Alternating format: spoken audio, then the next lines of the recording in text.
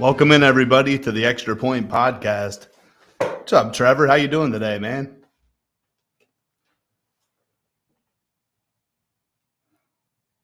I can't hear you, Trevor. Can you hear me now? I can hear you. Okay, good. Anyway, getting on to my spiel. Welcome in, everybody.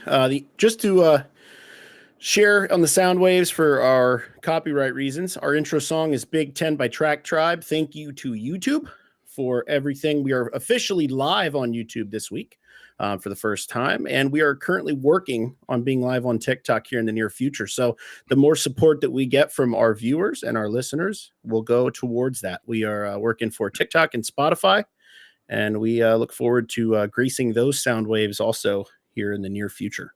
But anyway, what do we got planned this week, Eric? Yeah, this week we're going to be talking about our top 5 O linemen, top 5 D linemen, and top 5 kickers. I'm really excited. Of course, we're going to hit the free agency, of course.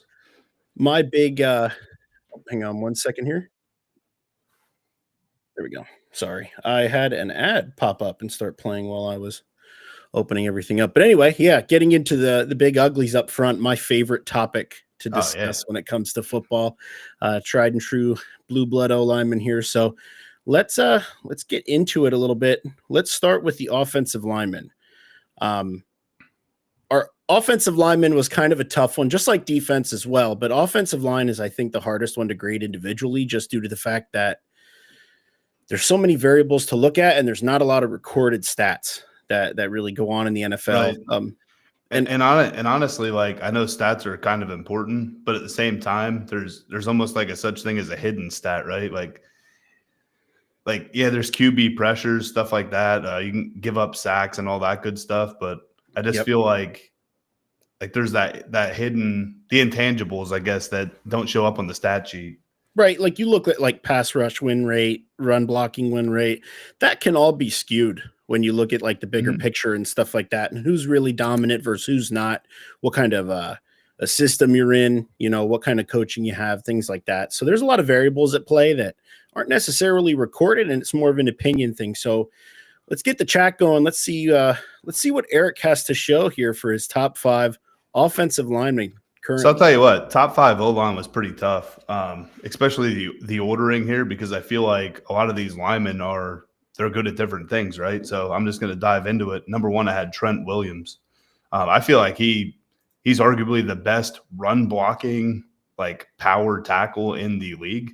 Quite possibly all time, to be honest. Yeah, I mean, honestly. So, but his pass blocking, it's very good, but it's probably not the best in the league. So I have him at number 1 just because, especially on the Niners, just a great run blocking tackle.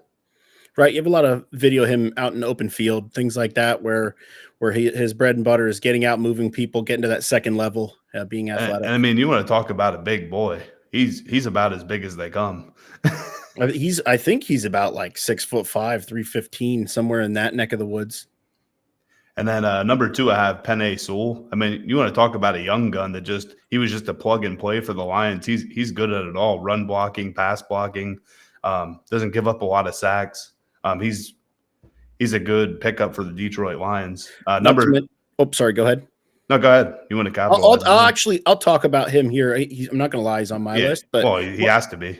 One thing with Penei Sewell is he can bump down and play guard as well. He's very versatile in that aspect. He can play left tackle. He can play right tackle. Not a lot of offensive linemen really can excel on both sides of the line. I feel like you could line him up anywhere. You could line him up at tight end if you wanted to. That's a very good point. Yeah, and they're, like you said, a lot of linemen are not plug and play like that. Right. They kind of grew up in one position, and that's all they play or all they know. Yep. Number three is Lane Johnson. Like I said, this was very hard for me because I feel like for the last 5 years, he's been the best right tackle at pass blocking in the league. I think he only gave up like 1 sack or something like that, something crazy in the last 3 seasons. So like I said, I have him at number 3, but honestly, I think he's the best pass blocking right tackle. Number 4, I have Creed Humphrey. I believe that he's the best center in the league at run blocking and pass blocking. He kind of does it all. Of course, he's their offensive line signal caller too. That takes a lot of IQ. Not everybody can handle it. Not everybody can do it. He's obviously doing it at a high level with the Chiefs being as they were very successful in their Super Bowl run and Yeah, definitely. have you. Landon Dickerson, number 5. My opinion, I think he's the best offensive guard in the league. He's the highest paid, and I think it's well deserved. He just pancakes people like no other. Gets out in front. He's one of them guys. He never gives up on the play. He's always running downfield. One thing I want to bring up about him too is I'm watching the film on it. It's one play specifically, but it's in the Super Bowl. Him and the left tackle Mailata crash down. I should say crash down, but fan out to block an edge rusher against the Chiefs, and they have a delayed blitz that comes up the middle. And there's a play where Dickerson is fully engaged with an edge rusher, him and Mailata double teaming. He spins off, turns his back to the linebacker, does a 360 and picks up the backer. I wish I could, play that, but if you haven't seen that, look it up because it just shows how athletic he is.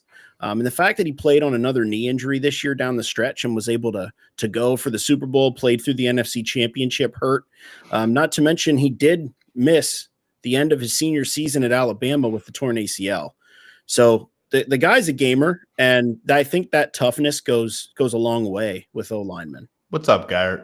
Thanks for tuning in, man. Yeah, thanks, man. We appreciate the support.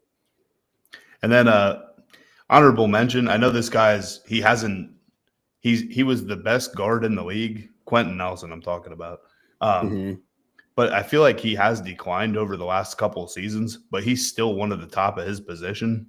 I think a lot of it has to do with what's around him too. I think he's just kind of losing morale, but the dude's still a dog, still a very talented guard. Kind of reminds you of a young Landon Dickerson, honestly.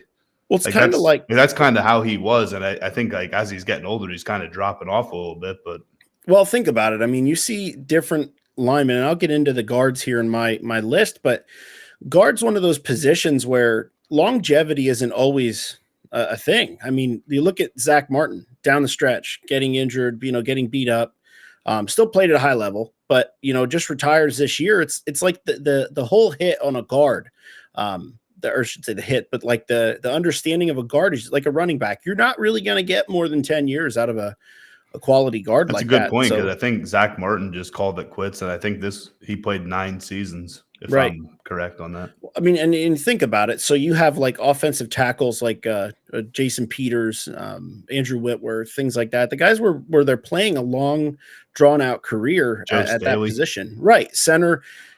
Jason Kelsey's unheard of for the fact that he played as long as he did. And, when you look at it in a nutshell, Jason Kelsey only played like 12 years. 11 or 12 years. So longevity is not the last couple with the brotherly shove. Right, right. I think that took a year or two off of him, to be honest with you. Longevity, especially being undersized, doesn't last in interior linemen like that. So definitely it's nice to see that this new changing of the guard is happening with offensive linemen. But hey, Kenneth said, glad to see you all back this week. Hey, we're glad to be back. Yeah, Kenny, man. Thanks for the support. We appreciate it. I know you're looking forward to some more immaculate grid the end of the show here today, but we will definitely get into that. And me too. We're looking forward to. I'm hoping I can get one up on Eric this week. Hey, finally. I'm just hoping for a better grid. You got to admit, mine was pretty complicated last. Yeah, especially that last one we did as a unit. Everybody involved was a tough one, but nonetheless, let's get back on track here. Top 5 O linemen. So my number 1 is the Pro Football Focus's number 1 ranked offensive lineman this year, the 95.1 overall rating, Jordan Mailata. Big Aussie left tackle is the best at his craft, I think. The fact that he combines his massive size along with good hands and footwork on the backside, he's kept Hurts clean this year, allowing him to be efficient, kind of allowing him to have a pocket. But to be honest with you, I think the thing that sets Mailata apart, and as I've alluded to, is his size. The fact that he can move the way he does at his size, and lock down. Right. 300 and I think 50 pounds or something like that. Now, maybe not 350, but close.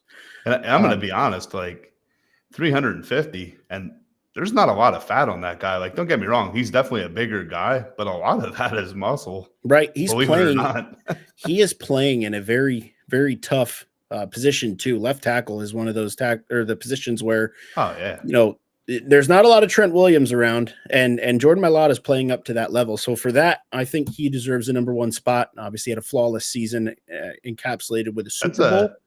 That's a bold pick, Trev. I really think that's bold. I do think he's one of the best tackles. Don't get me wrong, but to be number one, that's saying a lot.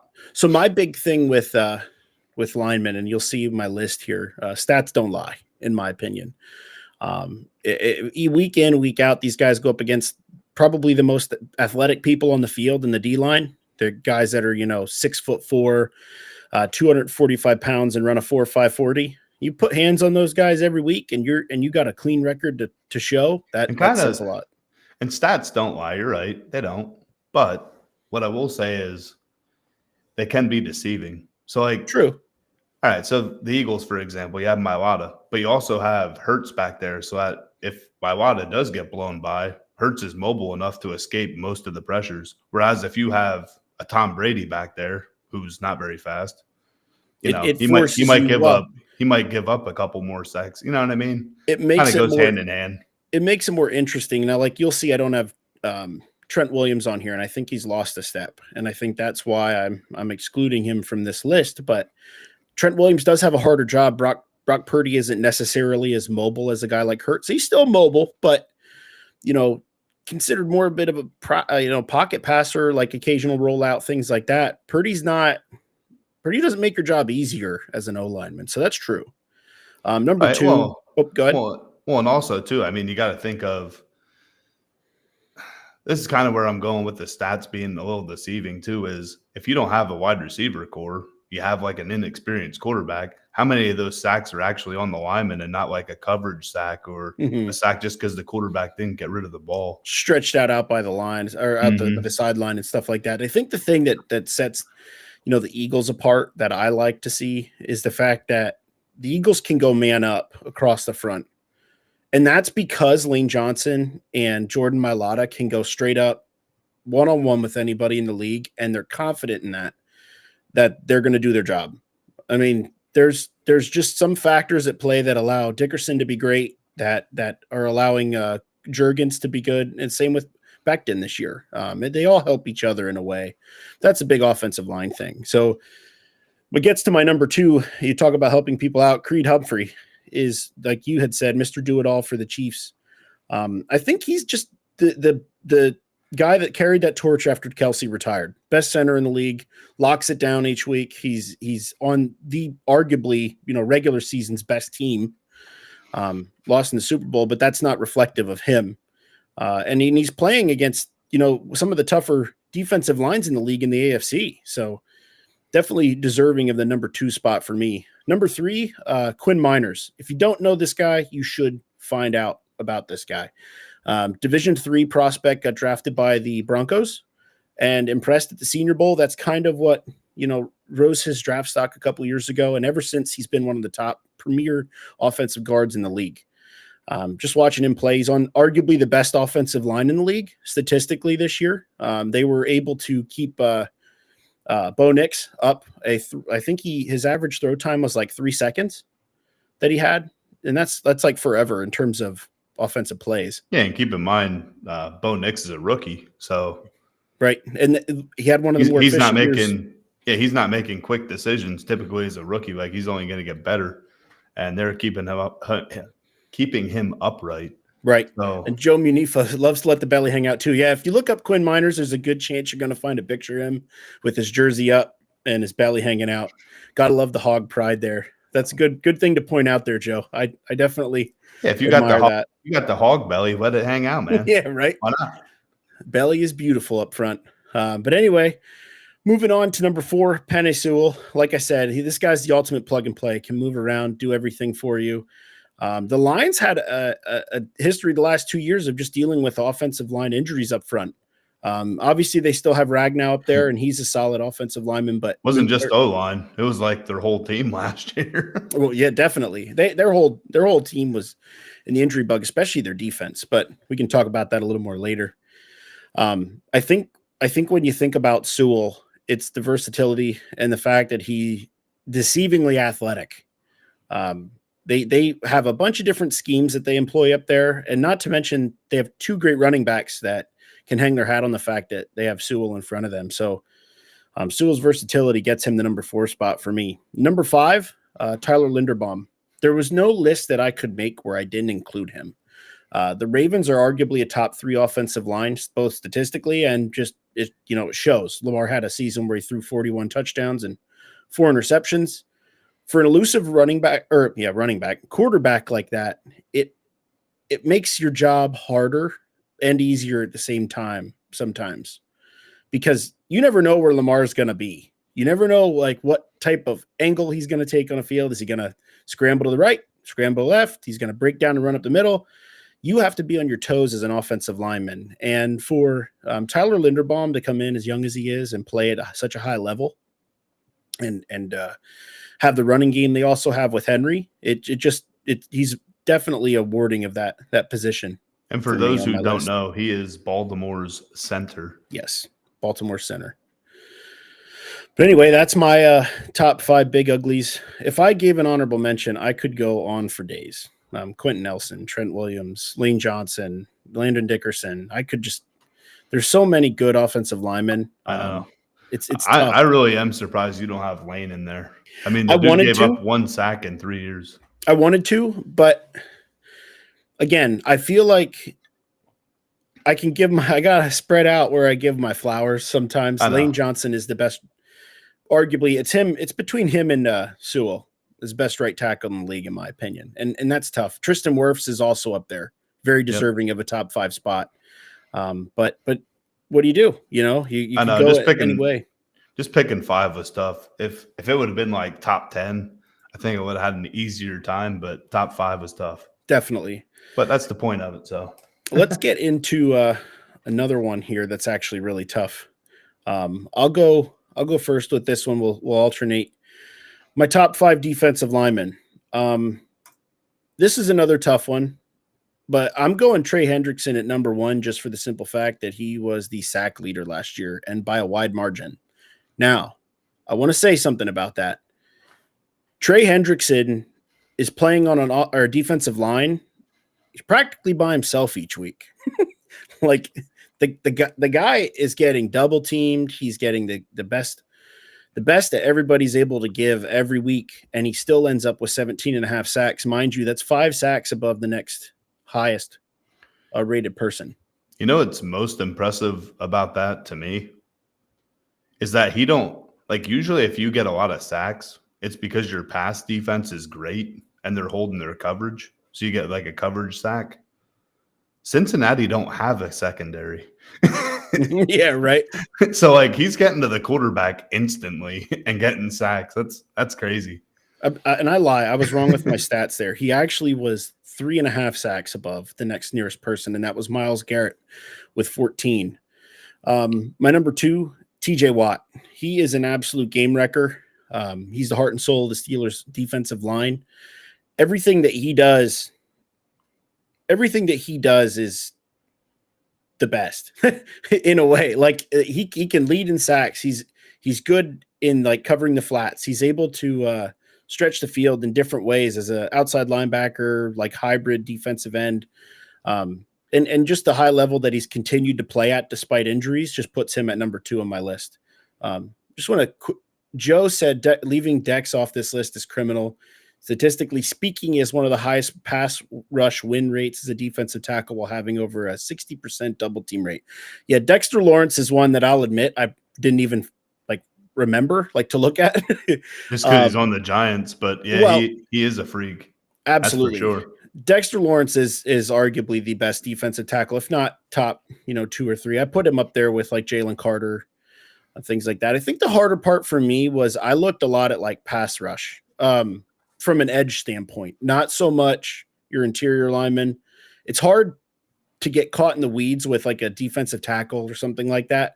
Right. Or like a bigger guy like that, like Jordan Davis. I mean, he's not comparable to Lawrence, but where he shines, it's not necessarily like it's the dirty work, I guess would be the word that I would use for it. But hey guys, don't be afraid to put your top 5 in here. We can talk about your list in here. Yeah, we love We Got love him hearing down. like the critics and the other opinions. That's what makes this show awesome. We appreciate Garrett you guys sharing says, it. what, Chris Jones would be in my top 5? That's, yeah, write your top 5 down. We'll bring it up. Yeah, Stone Cold Chris Jones definitely is another one that could make that argument to be deserving of your top 5. My number 3 is Jalen Carter.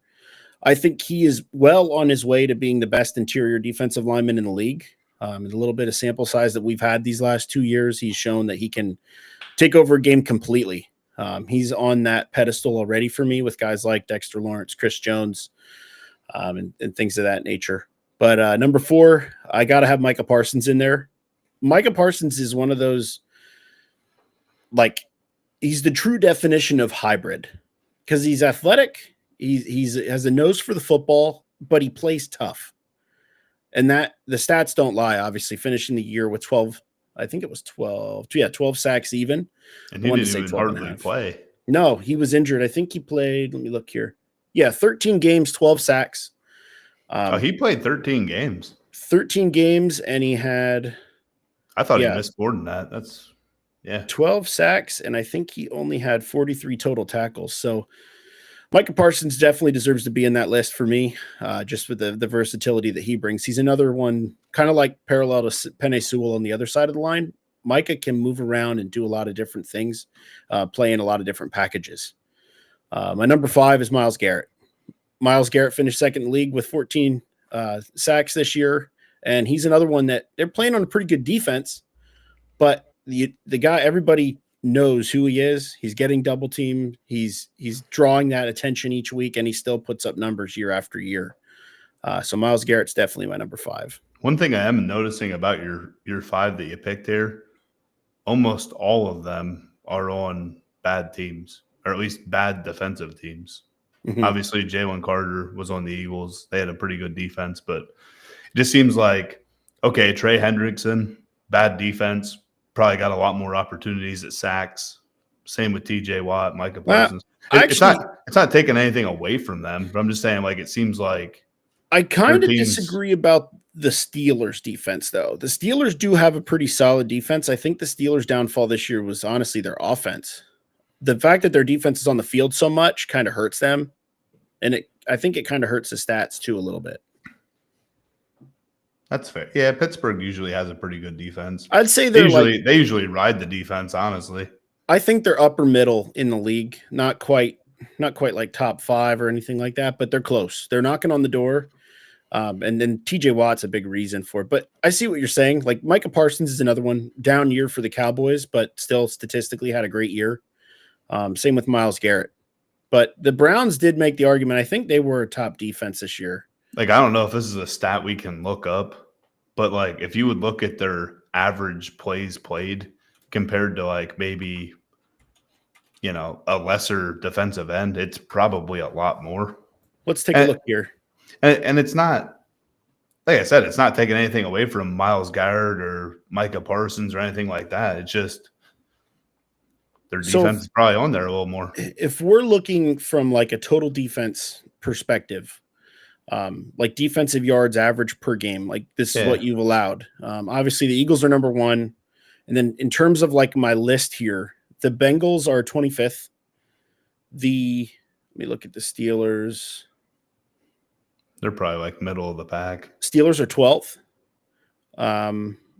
Cowboys are 28th. And the Browns where are the Browns at? 19th. So, yeah, in a way. It kind of proves my point a little bit. Yeah, and you also got to look at like game script, things like that. That you can get into the weeds with that stuff, but it's definitely a tough list to make. So one thing about your list, I'm not going to hate too much, but I really don't know how you didn't have Chris Jones in your top 5. I think Chris Jones lost a step. I think injuries have a play with that. Obviously, he was on a great defense this year. When you talk about their defense statistically, they finished, where are they at here? Actually, they're top 10. 9th. Yeah. So, I mean, yeah, but again, I'm not saying he isn't deserving. I'm saying my list of my top 5 right now is that list. But I think you're going too much off stats, right? Because like don't get me wrong, Chris Jones, maybe he didn't have the impressive stats that Jalen Carter did because you took Jalen Carter over him. Like, I'm not Mm-hmm. sure on the stat comparison there. But, I mean, Chris Jones don't have anybody beside him either. Like, Jalen Carter has Jordan Davis, you know what I mean? So, like, Chris Jones is getting double teamed. Then he gets hit by the running back and he's still disrupting So when I look at the these offensive lists, line. when I make my top fives, like when I look at it, I think to myself, okay, if I'm starting a team today, who am I picking? Who am I developing this team with right now? Stats do have a big factor in it for me because I feel like stats at the end of the day don't lie. But right, like you said, impact in a game script, what kind of player you want. I'm not so much reliant on I'm not, what would be the word I'm looking for? It's almost like a Fletcher Cox. Like, and I I bring look him from up the because you're an Eagles fan. Like, when we had Fletcher Cox, he didn't always get the sacks, but we knew he he was one demands of a the double best. Right. team. I Yeah. look outside in though when I think of defensive line. My edge rushers are the most valuable position for me, and then works its way to interior. The reason Jalen Carter gets on there is because Jalen Carter can bump out, can play in. He plays all over the place in a 3-4 defense, and that kind of So wins you with me. Now, have him for like the versatility standpoint then. right. Okay. And that doesn't go to say that I wouldn't consider Chris Jones or like Dexter Lawrence, or Garrett just showed his top 5 here. Max Crosby, Nick Bosa, they're all deserving of it. Like I said, it's super tough to rate and rank all these guys that play different positions, different schemes, things of that nature. But it's who do you admire the most? But then getting on Garrett's list here, Max Crosby, Jalen Carter, Micah Parsons, Nick Bosa, and Chris Jones. What do you think? Interesting.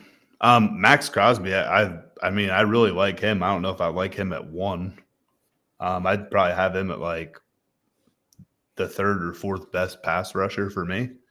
Jalen Carter, I just don't like him over Chris Jones or Dexter Lawrence.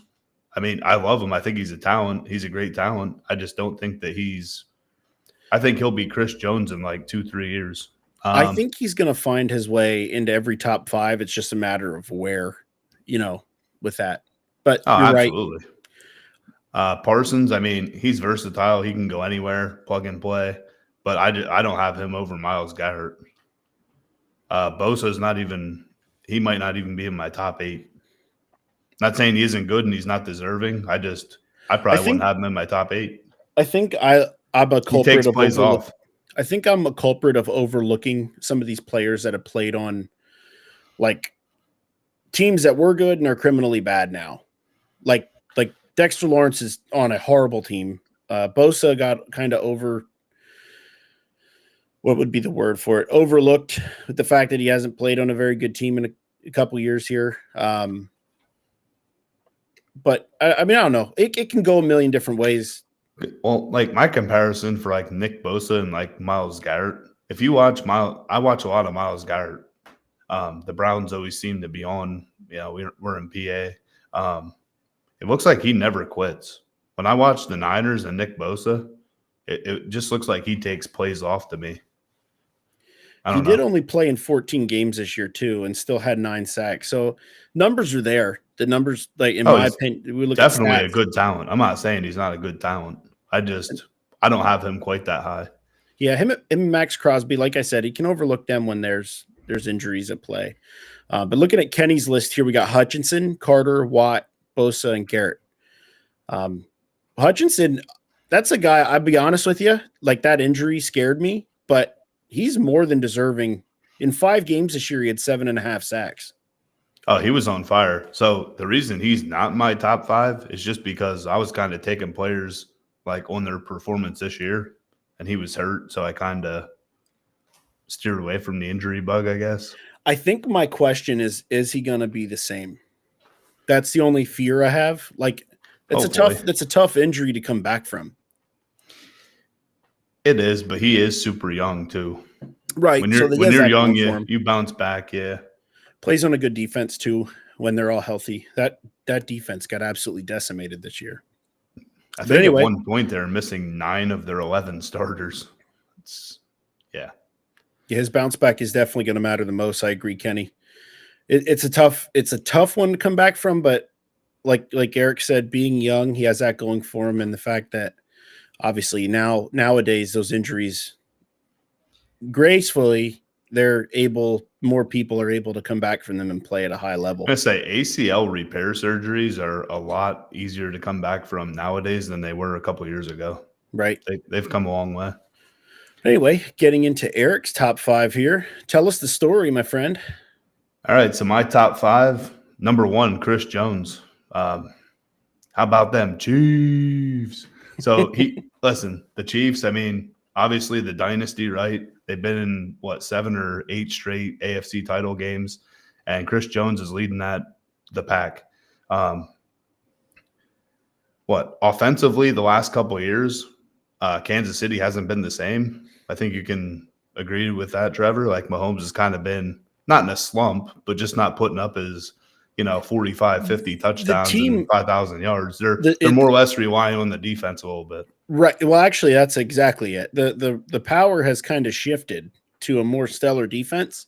Offense is still great, but offense is just doing what it needs to do to win games, whereas the defense is just improving year in and year out. Right. And it all starts up front with their leader in Chris Jones.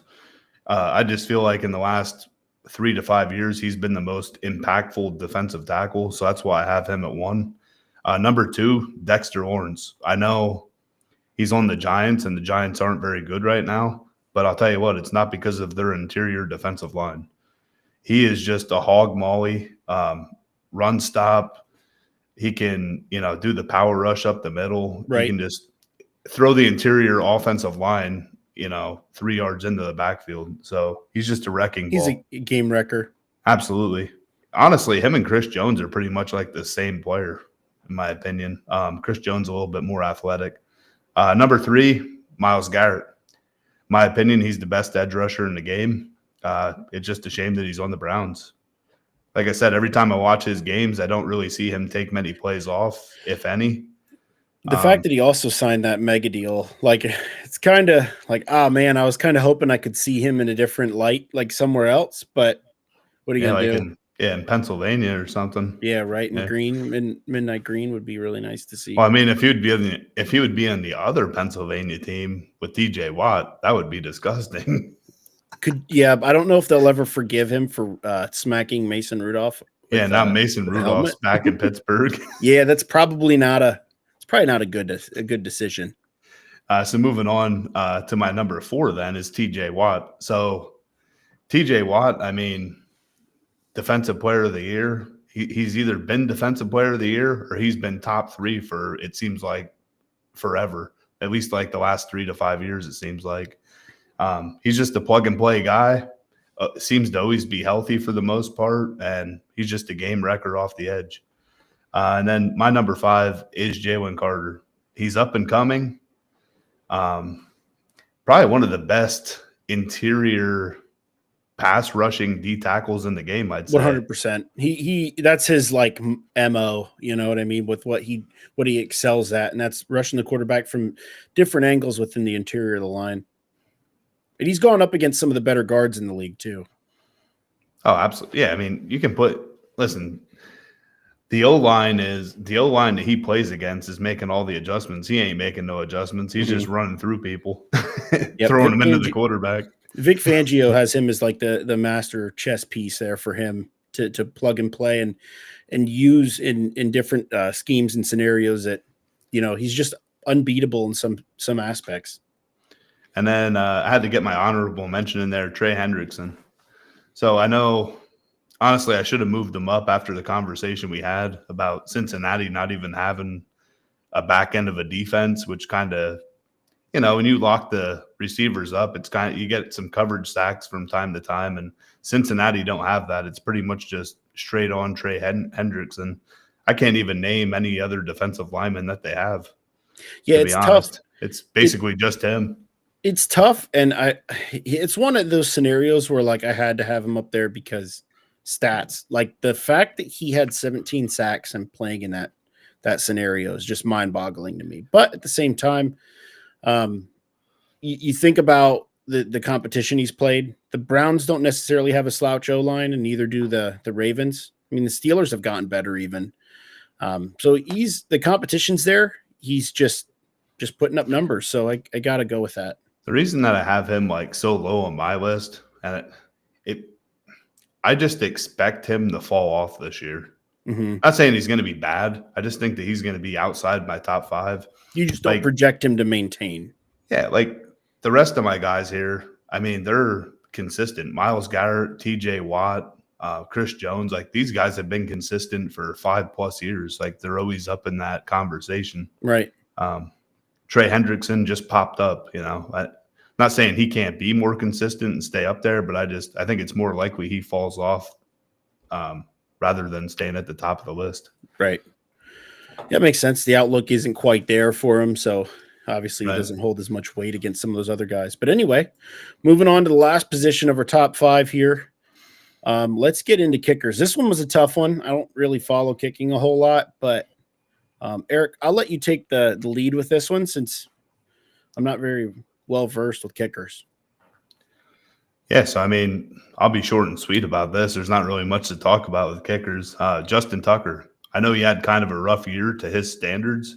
I'll be honest, when I watch a Ravens game, you just expect him to make every kick all the time. And this year was pretty rough for him. I don't have all the stats in front of me or anything like that, but I know he did miss a couple extra points, a couple chip shot field goals. It's just out of the normal for him. Nonetheless, he's still my number 1. I think does he have some kind of a lawsuit or something, Trevor? Yeah, so a lot of information came out. I guess there was accusations made that he had kind of a similar situation to Deshaun Watson, where he was trying to, like, I guess, pay for favors. And I don't quote me on this because I'm not sure. Yeah, I mean, but I know it had something to do with a massage parlor, and I don't know if those claims were like substantiated by anything. However, I know that was kind of this whole situation. So bottom line for me, I think, you know, mentally he wasn't locked in like he normally is. So I think that had a lot to do with some of his accuracy issues. Moving on to number 2, Brandon Aubrey. I mean, you want to talk about a kicker that came out of nowhere and is doing good things for the Dallas Cowboys. I mean, he can kick from like 65, 70 yards if you probably let him. It seems like he'll make like a 60-yard field goal, and then you know how they have like the Amazon analytics or whatever it is on there. Yep. They're like, oh, that would have been good from 66 or whatever. The fun fact that you say that, we look at statistically, Brandon Aubrey is 14 of 17 from 50+ yards. It's tops in the NFL. That's crazy. Kicks at 50 or more yards. And his efficiency is just amazing. Like, it's through the roof. He gives you that like automatic point presence. How does Dallas always get a good kicker? Like, maybe that's Jerry Jones. They had Dan Bailey. Like Dan Bailey, he was one of the most accurate kickers ever in NFL history. So the Cowboys, that's like, as an Eagles fan, that's the greatest thing to hear, that the Cowboys only, are successful at picking out kickers. I'm just kidding. I'm not gonna let my hate run too. Anyway, that's why he's at number 2. Number 3, one of the most consistent kickers in the last couple of years, Chris Boswell for the Pittsburgh Steelers. I mean, it don't matter how windy it tends to be at Pittsburgh, he just always is hitting them through. Seems like no one else can kick at Pittsburgh except for Boswell. Yeah, definitely. Boswell is the measure of consistency, and I'll get into that a little bit on my list because, surprise, surprise, he's on my list. But the guy's been doing it at a high level for a little while now. Absolutely. I mean, I probably could have moved him up. I think Tucker could have came down a little bit just because of his accuracy issues. But these are, I mean, honestly, you could have put probably my top 3-4 kickers, shook them up, and however they came out, they came out. I don't think he really could have been too wrong. But number 4, Harrison Butker. I know he's had some injury issues lately the last couple of years, but he's been Mr. Consistent when healthy. Big part of why the Chiefs have been so successful in the last couple of years. And then number 5, I have Kaimi Fairbairn for the Houston Texans. I mean, they kicked a ton of field goals last year, and he just kept knocking them through. He he didn't miss very many. I don't know if you can pull up his stats quick.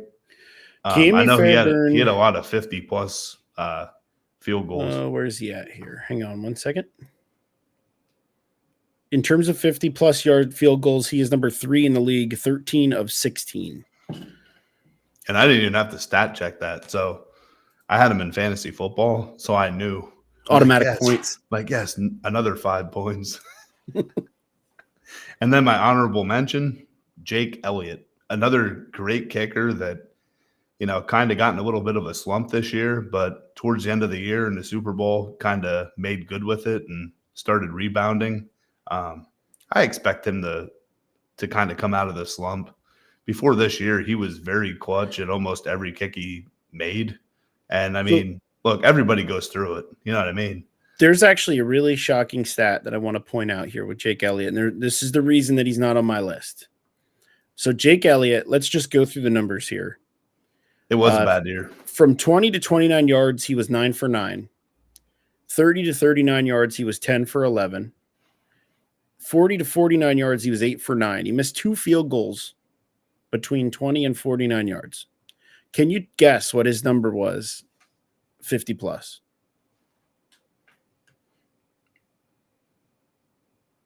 6 for 11.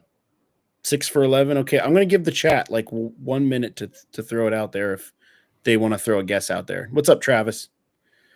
Nice to see you tuning in, man. Hope you're doing well. Am I even close? No. No, you're not. It's bad. That's bad. It's bad. Yeah. Oh, yeah. I think that was the big thing this year with Elliott was the farther he got away, it just made it seem a lot worse where he used to be kind of more money. I'm going to be honest, though. If you're missing 50-plus, that's really not – like, I'd rather see you miss the 50-plus bombs than, like, the 30-yarders. Right, and I think that's why he kept his job. Anything 49 and below, he's a guy's, gamble. Well, I meant 49 and above, yeah. Right. 50 and above, it's worse. Travis, so I was saying we went through Jake Elliott's field goal stats, and I said to Eric, what can you guess would have been his conversion at 50-plus yards? Eric said 6 for 11. I said it was worse than that, and it is. I'll just share it here. For 50-plus yards this season, Jake Elliott was 1 for 7. I mean, it's pretty rough. Yeah, it's definitely not good, obviously. I think it was early, and I think that's where, they got into that. Travis actually had pretty good – the conversion percentage was close for Travis. But yeah, I mean, it's tough, right? Like, you can have a good year, you can have a bad year, but as long as you're consistent, I feel like with extra points and from, like you had said, 49 and below, that's not bad. It's not a bad situation. But anyway, getting into my top 5 kickers. So with kickers, I don't know a whole lot. I'm not really, one that observes kicking too much. I just kind of think about stats here. So statistically speaking this year, these are my top 5. Chris Boswell. Chris Boswell with efficiency. He was 100%. He's one of 2 kickers that are, let me look here. I can't disagree with that. Boswell has been Captain Clutch, man. He is 100% field goal conversion with that. So extra points, not field goal, what? Extra point conversion. Yeah, he made 35 for 35 extra points. I thought you were telling me he was 100% like overall, like he didn't miss at all. I'm like, wait, I didn't think he was doing that good. Well, his total field goal percentage was 93.2. That's 6th in the league. He was 41 of 44 this year, and from 50 plus, Boswell was number 2 in the league behind Aubrey. Just made 1 less field goal. He was 13 for 15. Damn. So, like you said, Captain Clutch, guy's automatic. Well, yeah, because you got to realize Aubrey, like half of his games are inside at Dallas Stadium. Yep. Pittsburgh, I mean, come on, that's windy. Like, yeah, I don't know if you've ever been to Pittsburgh Stadium, but it's like a right whirlwind there. In there. So the thing with Pittsburgh is they're right there where the 3 rivers meet. So right. they're you get right. That wind. Yep, they're definitely dealing with a lot of that. My number 2 is Cameron Decker. Again, efficiency was a big key for me. 92.9%. efficiency with the field goal. His longest field goal was 59 yards. He was 9 for 11 from 50 plus. He only missed one field goal, 49. What is it with what is it with Texas and producing great kickers? Well, high school football's bigger. Cameron Dicker. I mean, what is it with Texas in just general with football? They're producing some of the the best football players year in and year out. So definitely, Bijan Robinson. That alludes to your fandom there in college football. Hook 'em horns. But my number 3, Brandon Aubrey. Again, I think in terms of like having a boot, this guy was 100% from extra point percentage standpoint, and 50 yards out, he was 14 for 17. His field goal percentage was a little lower, 85.1, and that's what keeps him lower for me. His conversion rate wasn't quite as high as some of the other guys, but still excellent kicker. My number 4, I don't think he gets talked about enough. Jason Sanders from the Miami Dolphins. His efficiency with 90% conversion rate, as well as, let me look here. I had it 92.9% for extra points. So still good enough to be in that category. I know you said you're not like a guru on kickers. Like you don't know a lot about them. But do you know Jacksonville's kicker a couple of years ago? And Chad, if you can help me out with this one, I think Garrett might know. They had a kicker by the name of Josh Lambo. What the heck ever happened to that guy? Josh Lambo. Let's look it up. Yeah, like he was on their team. I thought he was doing fairly decent. And then next thing you know, I never seen him again. Probably got arrested. Let me look here. Josh Lambo career stats. See, the last year in the league was with Tennessee in 2022. He only played one game, though. His last full season was 2019. He had a 97% conversion rate. It was money. That's what I mean. Like, I remember him for Jacksonville. He was great. He missed one field goal all year. Yeah, like what the heck happened? His extra points, he missed one field goal, one extra point that whole year. And then after that, he played 4 games, 3 games, and 1 game the following 3 years. See if I can find a little more information on what happened with him. But he was a professional soccer player at one point. Maybe he went back to that. Anyway. Here it is. This is some good drama here. In per Wikipedia, on December 15th of 2021, Lambo accused first-year Jaguars head coach Urban Meyer of kicking him in the leg during warm-ups before the team's final preseason game. So good old Urban Meyer. The following day, Urban Meyer was fired, and he later filed a lawsuit against the team alleging that Meyer created a hostile work environment, and the Jaguars did nothing to stop it. Well, did we open up a can of worms? Wow. But anyway, we got a bunch of Ohio State fans in here too. Yeah, it didn't turn out too well for Lambo, but Lambo's in the garage. Hold on. I'm confused. So yeah. Urban Meyer kicked him in the leg? Urban ended his career per Garrett. Look at that. Wait, look at that. What a way to go. So Urban kicked him in the leg and then he never played again? Well, he played very sparingly the following couple of years. But yeah, essentially. It's like, hey, statistically, for one season, I was one of the best kickers ever, and I'm not going to play again. Oh, man. Let me look here.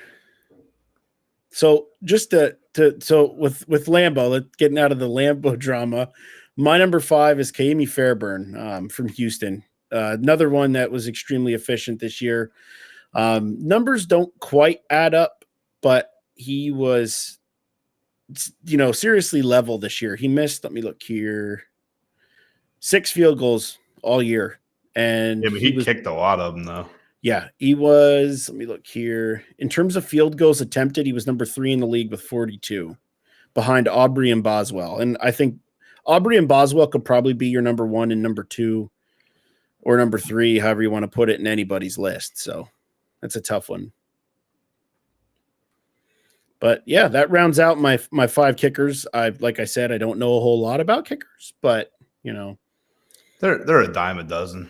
It's a football podcast. We got to talk about them, right? Yeah. But anyway, Emily says, "Hey boys, are you guys excited for opening day?" Yeah, I mean, I think we're all excited for opening day. I'm assuming she's talking about baseball, right? Yeah. Oh, well, if it's baseball, then alluding to Logan, yes, Logan's a good friend of mine, another common Phillies fan. I am excited for baseball. I can't wait to see the Phillies take the field this year, and I think you'll see a couple Bryce Harper jersey Trevor, appearances this year during the podcast. I work with Logan, right? Do you really? Yeah, he works I at didn't know that. Thermo. Yeah. Oh, that's awesome. Yep. I did not know that. But yeah, definitely big Phillies fans here, excited for the season. If you guys remember a couple years ago during our, late season football podcasts, we were talking a lot about the Phillies. I was following them through that 2022 postseason run. Garrett said Nats taking down the Phillies. Yeah, Garrett's a Nats fan. That's right. They play at the Nationals for opening day. Garrett has that attitude. Okay, I gotta stop. I'm not gonna get too cringy with that. But by the way, I'm not a Phillies fan. I'm a go Yankees. It's gonna be the Bronx Bombers, baby. It'll be an interesting year in baseball. I think the NL East will be the toughest division, but we can start a baseball podcast another day. But anyway, so that rounds out our top 5 for our positions this week with offensive line, defensive line, and kickers. I think next week we could probably do like linebackers. And when I say linebackers, it kind of excludes edge rushers. Yeah, we kind of did edge rushers.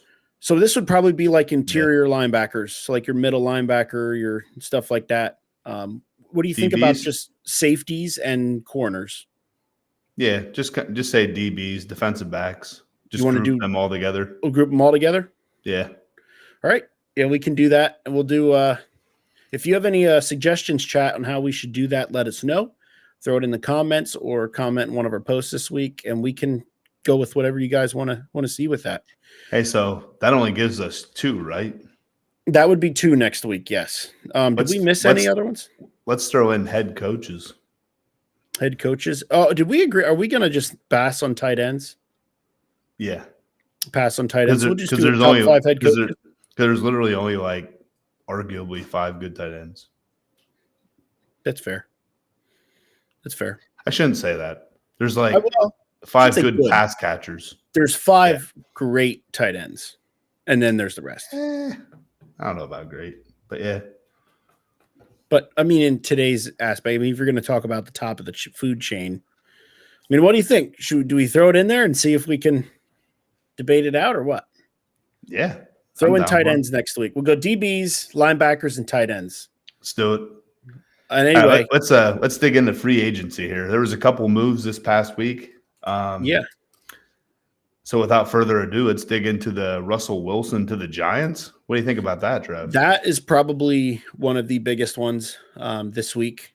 The Giants did go out and get 2 quarterbacks. They got Jameis Winston and then obviously most notably Russell Wilson.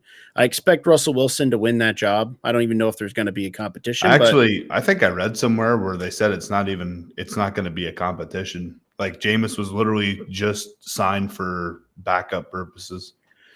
So Jameis was signed for 2-year, $8 million contract. Russell Wilson's only there on a 1-year, $10.5 million fully guaranteed contract. It sounds like they're paying him to obviously be the guy. With incentives, he could make up to $21.1 million or something like that. Don't critique me on the decimal.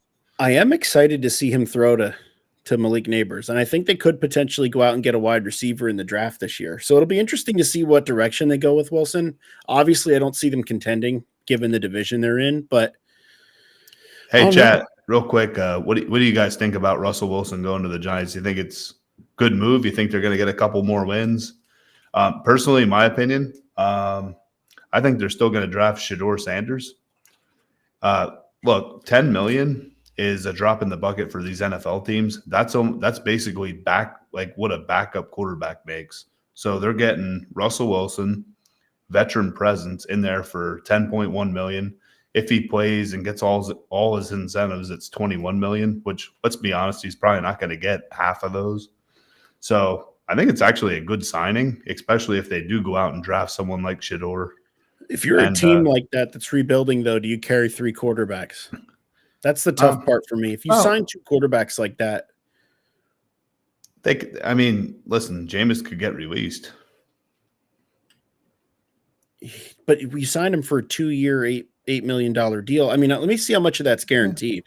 But let's be honest though, and I'm not saying that they're going to drop him after they just signed him 2-year, $8 million. They got the cap. Like they're not. I'm sure they're not up against the cap. Yeah, so they don't have anything in here in terms of. Oh wait, yeah, there's no breakdown in terms of the guarantees yet. But his average annual salary is just going to be $4 million. So it looks like a straight contract. I don't see 2 years, $8 million for a backup quarterback is cheap. Dude, his career earnings are ridiculous. Do you want to hear this? For who? Jameis Winston. Oh, over his career so far, he's made $76 million. That's it? For a guy like Jameis Winston, I guess he was a first-round pick. Dude, Dak's making freaking $60 million a year. Well, that's Dak Prescott. I mean, the Cowboys are. Hey, I'm going to say some words right now, but I'm not. I'm going to be honest. I'm not so sure that Dak's that much better than Jameis. No, Dak Prescott's awful. What? But that's what I'm saying. Like, that's my point, Trevor. Like, he only made $76 million in his whole career, and Dak's getting 60 a year. Like that. As a career backup, I still think that. Well, I should say career. What was he? Starter for a couple years there. Tampa Bay, he was starter. Yeah, 3 to 4 years. But other than that, as a backup, I don't know, man. $76 million is quite a payday for me. I mean, yeah, for us. But I'm saying like the going rate's like what, 40 to 60 million a year. That's true. Even Danny Dimes got 40 a year. Come on, man. Travis in here throwing all the hate at Dak. I love it. Garrett said it's an upgrade from Danny, but Winston would be the better QB with Neighbors. I mean, listen, one thing we learned about Jameis is he's not afraid to sling the rock. Yeah. Neighbors is definitely going to get volume regardless. I think Russ and Winston are going to be peppering him with targets. Let's talk about Russ, though. So you think back to his Seattle days. Did you ever think that he'd be on this journey? Like, go to Denver for a year? Well, I think it was 2 years. And then end up for a year with Pittsburgh, not work out, go to the Giants. Like, I just never envisioned that. I think that Seattle killed his career. Seattle put him in a position to win early, and he carried the torch for a while, was one of the best quarterbacks in the league for probably 5-6 years. And then that deal with Denver just absolutely, like, I don't say demolished him because he had good stats and everything, but the bad aura around Russell Wilson after that deal and after the fact that the Broncos situation didn't pan out, people don't see him as a credible quarterback anymore. I should say as a credible quarterback, but as credible as a quarterback. And I really do think it's kind of a him problem because, look, Bo Nix came in as a rookie to Denver and looked pretty darn good, I thought. Well, there's definitely you're telling me a veteran and Russell Wilson, he didn't look half as good as Bo Nix, in my opinion. There's a big stigma about Russ, and rumor had it that he had to have his own office at the Broncos facility, and he was on this ridiculously big deal, and they dumped all this money. I mean, they backed up like 4 Brinks trucks for Russell Wilson, set their franchise back, and it was all about him. And he just, they paid him money to be Patrick Mahomes, and he wasn't. Like, he's not worthy of that. And we're talking about it here. This is that deal, and that amount of money and what they moved him for is what ruined that. But it was a 50-50 shot. The Broncos thought that they were going to get Russ from early on in his days in Seattle, and it just never panned out. All right, moving on. We got the other big signing here, Stephon Diggs to New England. That was very interesting. Honestly, I didn't see that one coming, but I do think that it gives it's a good move. I don't agree with the amount of money they gave him. I think it was 3 years, $69 million. Yeah, 3 years, $69 million.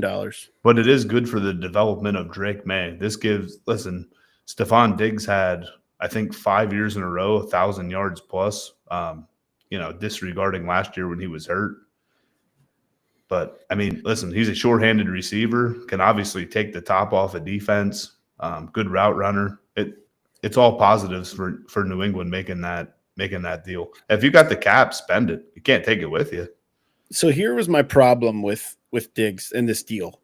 I think it was a good signing in terms of who he is and what he's going to bring to the table for the team. They have a pretty solid, young group of wide receivers, but they needed a vet in there, and I think that gives them that presence. But I don't like the money that they spent on him after the injury.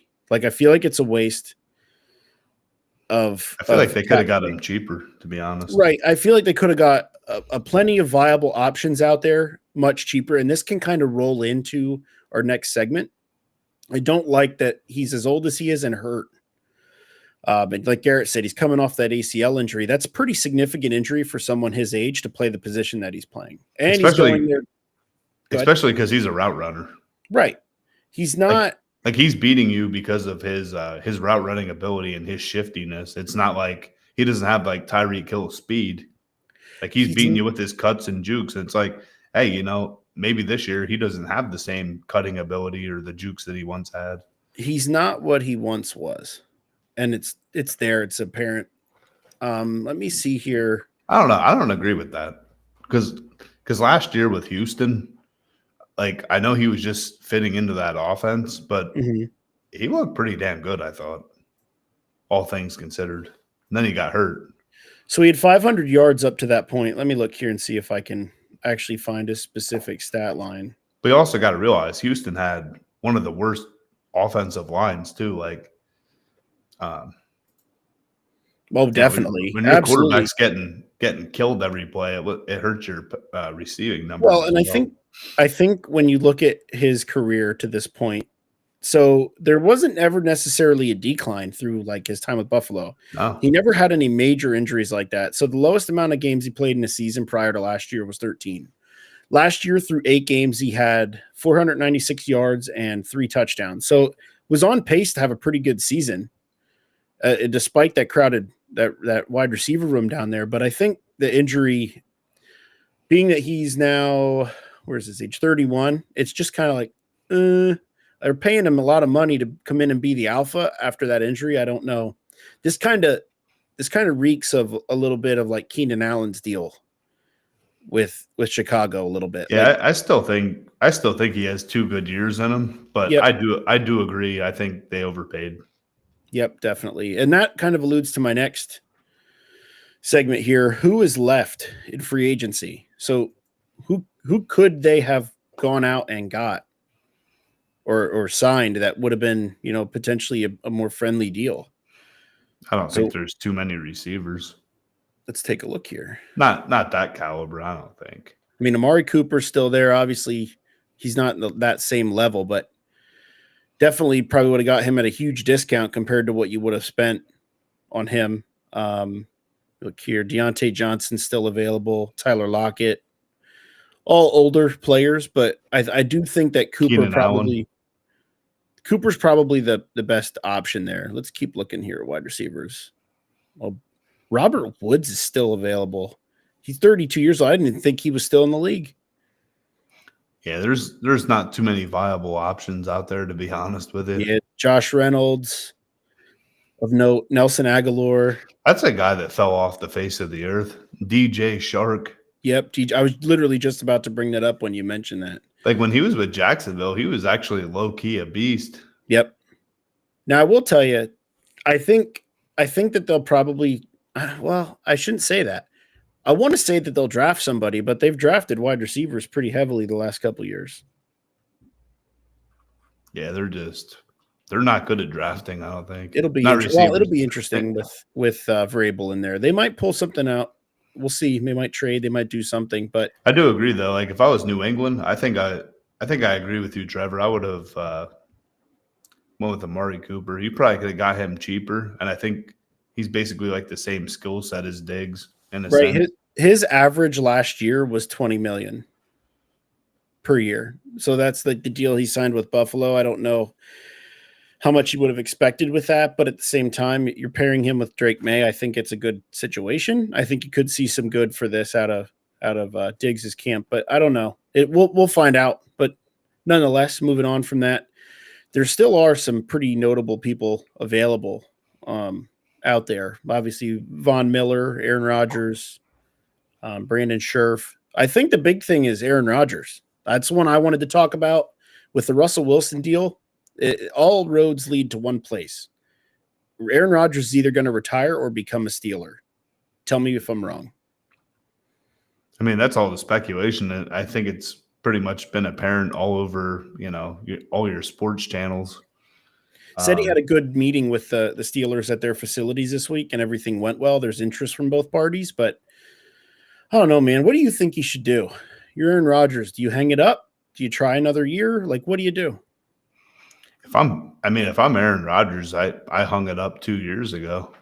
But if I'm Pittsburgh, I don't want that drama in my locker room. Look, Aaron Rodgers was a great quarterback. I don't think anything positive comes out of it for the Steelers. So I think they're better off. I think they're better off drafting a quarterback. I really do.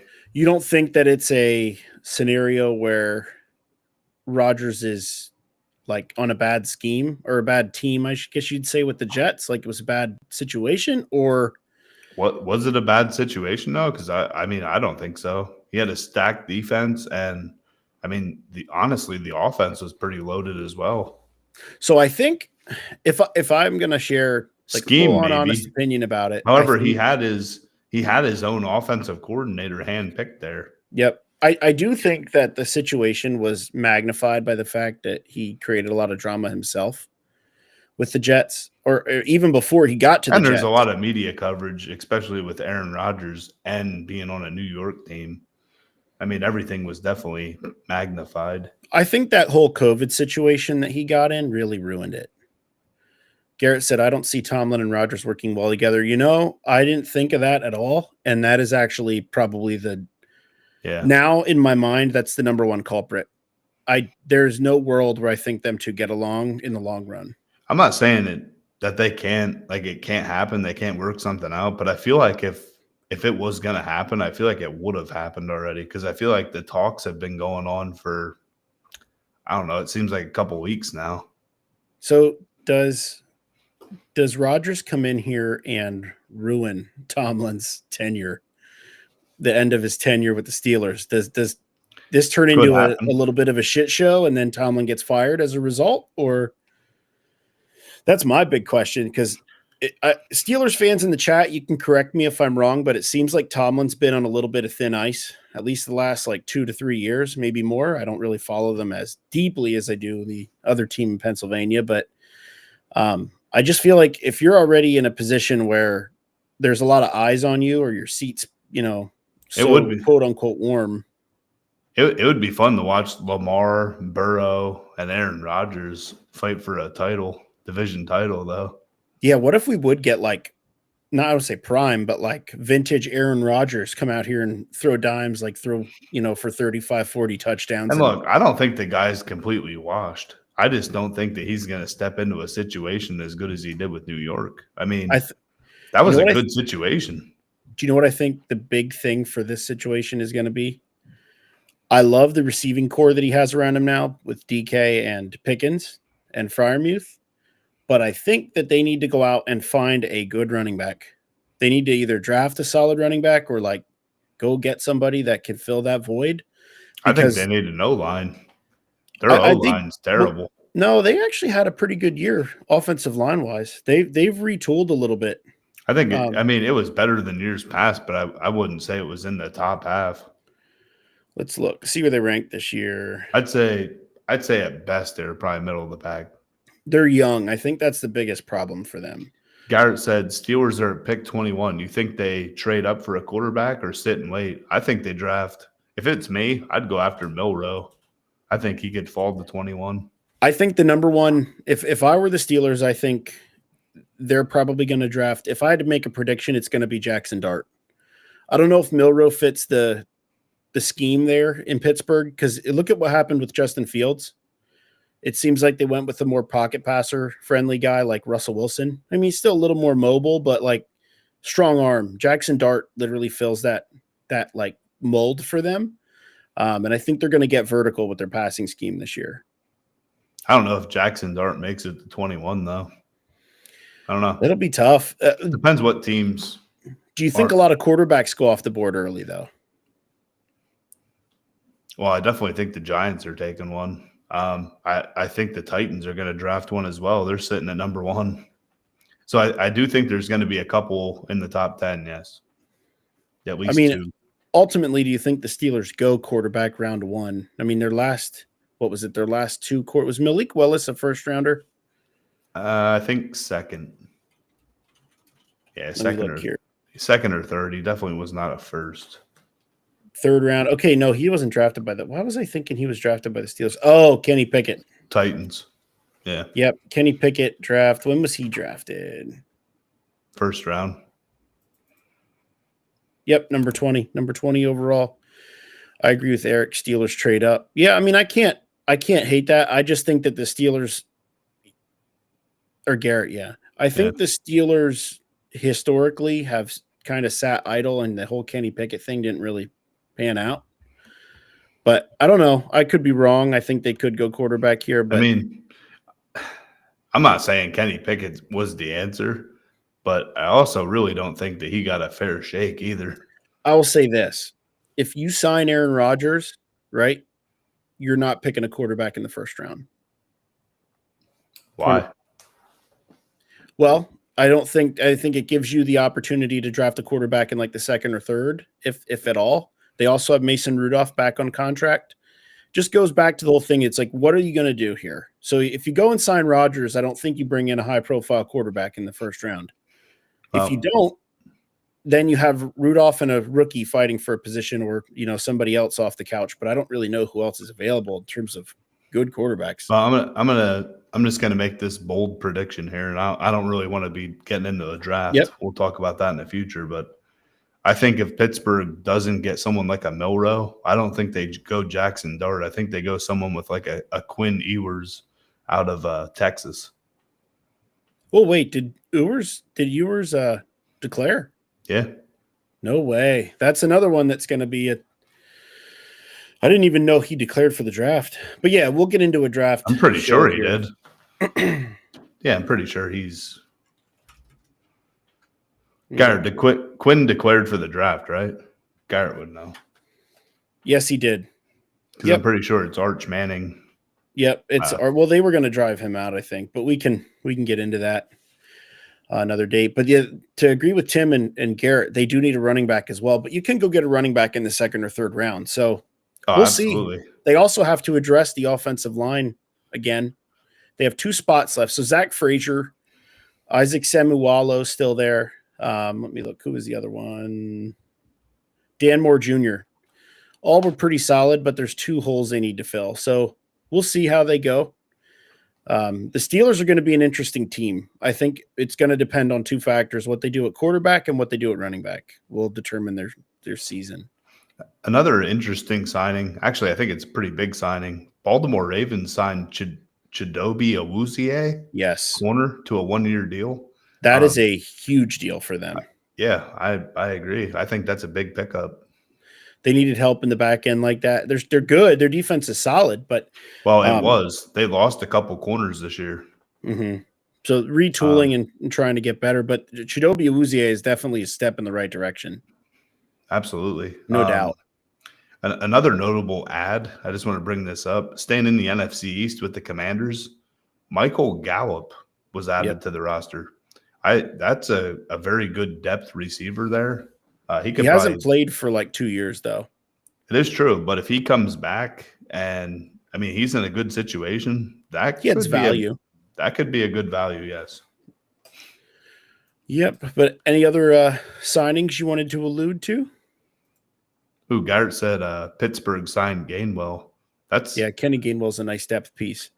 I think if he actually gets a crack at the starting role, I won't be surprised if he does well. It'll be between him and Jaylen Warren at this time, unless they draft a rookie running back, which I could see them doing. But it'll depend. Jaylen Warren's good, but not great. Like he's a number 2 back, same as Gainwell. So the good change of pace. Maybe they brought Gainwell in there to just kind of, run that competition there, running back, see who makes the roster and who doesn't. But anywho, let's get into it that time. It's everybody's favorite segment where we finish. Oh, hang on a second. Tim said, "Did I miss y'all talk about Diggs to New England? How do you think that plays out? He's a cancer, in my opinion, and past his prime." So we did talk about it, and the big comment with that was the fact that he was injured, and we don't know if the money was necessarily worth it. I think the consensus was that he was overpaid coming off an ACL injury at 31, but I didn't even think about how much of a drama queen he was. I think it's a good viable option for like to have like a good veteran presence in there with Drake May. But yeah, the consensus was he was overpaid. Yeah, and the 3 fact that years, 69 million. I think most of it's guaranteed too. Tim does make a really good point. The fact that he did, or was a drama queen at some time, that can play a bad role in New England. But Vrabel is the coach, so that might change some things. I don't know exactly what You know dynamic what? they're stepping I kind into. of forgot about that. Yeah, Mike Vrabel to New England. That's a Yeah. That's a really big situation. Yeah, I forgot about that. Damn. But anywho, let's get into everybody's favorite segment. We are on our second week of Immaculate Grid. Eric is currently 1-0 against me. So last week, Eric started out as the first one to go, I believe, right?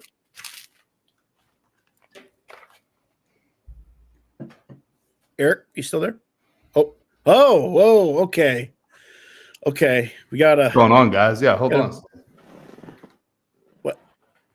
He's got the cigar and the crown before we even get started. We're 1 week into it, Eric. Yeah, who won, man? Okay. I guess I'll go get my Burger King crown. Hey, you're just jealous. Oh yeah, because you got a crown and a cigar and you're a fake cigar. Oh yeah. Okay. I'm not smoking. I'm not smoking in my house. Come on. So I guess if I break out or I win this week, I'll have to break out one of my cigars and smoke it down here in the basement. This ain't no BK crown. Come on. Are you gonna sing the song BK? Have it your way. That is solid 14 karat plastic. Aye. Okay. So come on, can we have a little fun? Oh, we definitely can. But this is all serious. Oh, yeah. I'm serious. Hang on a second here. All right. All right. So what we're going to do, just like we did last week, Tim Michael. Eric is giving me Shannon Sharp vibes. I don't know if anybody remembers the Hard Knocks with the Ravens back in the day when he was on there with Tony Siragusa. And Tony Siragusa locked him in a trailer. And Shannon Sharp's like, somebody needs to tell Goose I need my restitution. I want my restitution. I want my restitution from last week. That was a good impersonation. Anyway, so this will be my first grid I'm going to start with here. Why do you always get the easy ones? I get it. Why do I always get the easy ones? Okay. Dude, come on. Like, really? What if you wouldn't accept it? Listen, if you wouldn't have got that one, we would have all made fun of you. Yeah. Okay, Seahawks and Buccaneers. That's a tough one. Ooh, this is a good one.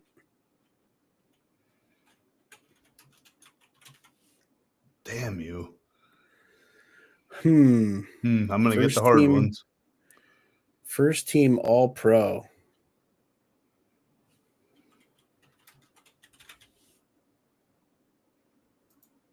Whoa, are you kidding me?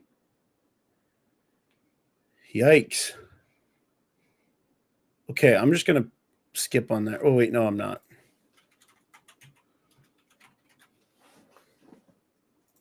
What'd you put? Derek Brooks. The one before that, I chose Mike Evans. He was never a first-team All-Pro.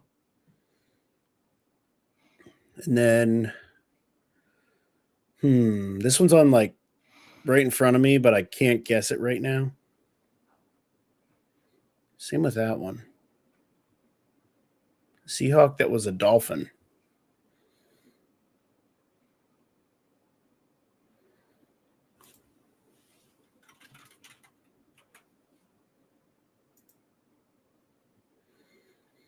Who's that?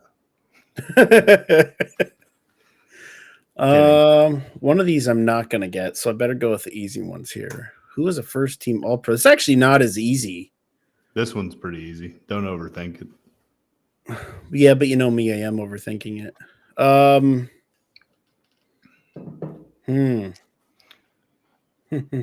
You can't give me any hints, so don't do it. It's going to bug me now. All I said was it's pretty easy. No. It's like I want to use a guess, but I don't at the same time. You might as well guess. You already lost. Oh, I already lost. Okay. Polish that crown. Seahawk and a Buccaneer. That one's tough. I can't think of that one. Yeah, I can't either right now. And a Seahawk and a Dolphin. Oh.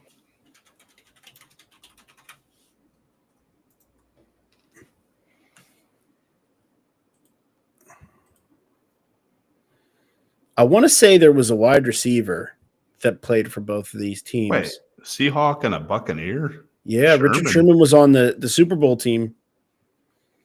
I did not know that. Yep, him and Brady were teammates. Spent some time in San Francisco and then worked his way out to the Buccaneers before he ended his career. I don't know if he was anywhere else. This one's a tough one. Seahawk and a Dolphin. Garrett said Sherman a Buck. Yeah, I don't remember that either. I know he was on the Niners. Yikes, man. This is going to be a tough one.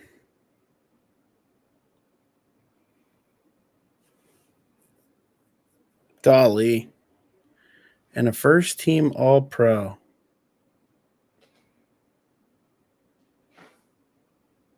No, Tim, you can't help. Who are you putting in there? Jonathan Allen. Oof.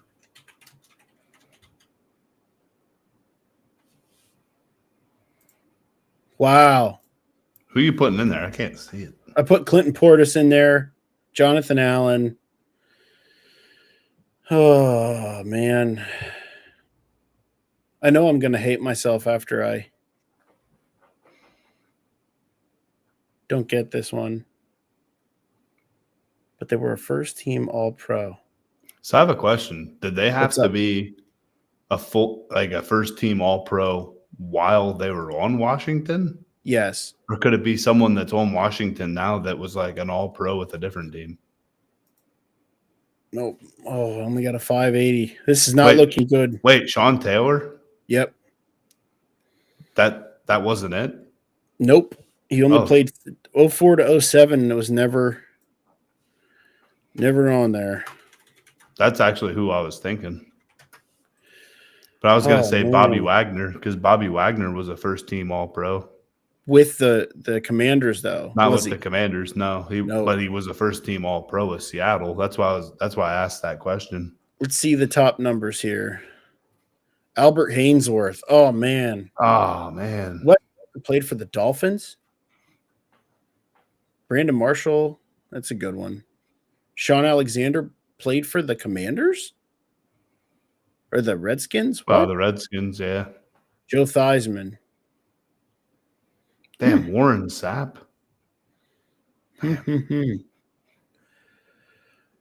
Well, that one was interesting. Let's see what the chat said. Let me pull up the chat here.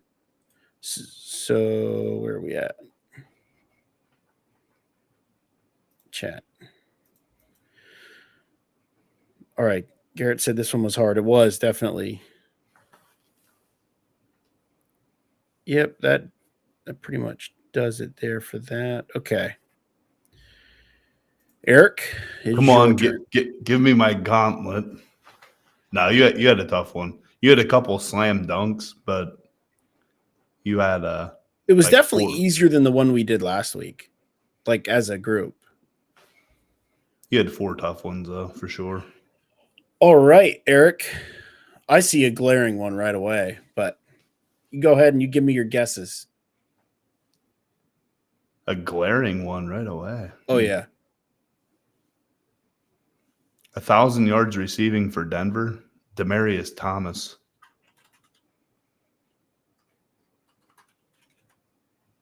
I think it's DE. There you go. Is that the obvious one or no?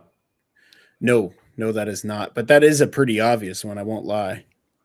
Chargers, 1,000 yards receiving, Keenan Allen.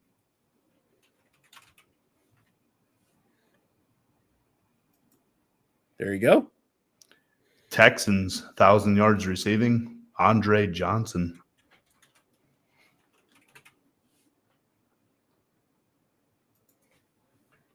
Bang. You're rolling through the easy ones here first.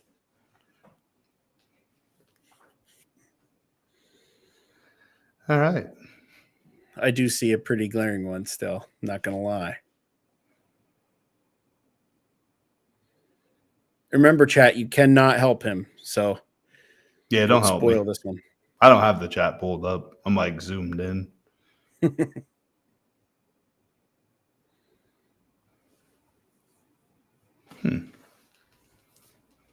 Pretty glaring, he says, huh? Yeah, I definitely.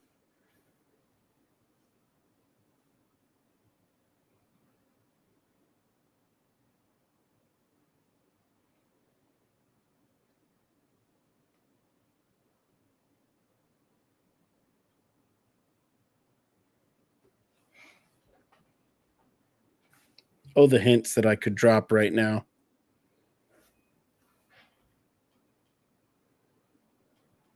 Texans and Titans. That's kind of like weird because they're both like newer franchises, so it has to be kind of modern. Yeah. Chat, don't say it, but can anybody else see the glaring? There's one there that I know. If anybody agrees with me, just say agree in the chat. Because I see one that would be really easy right now.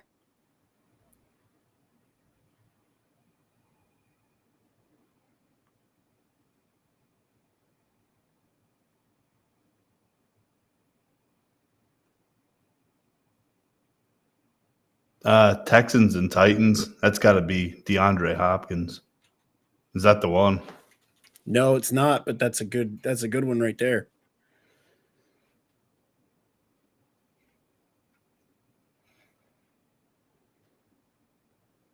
I know a Chargers Ravens one also, Garrett.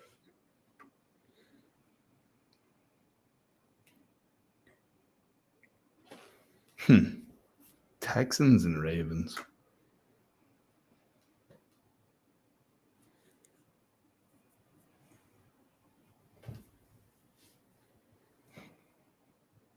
Chargers, Ravens.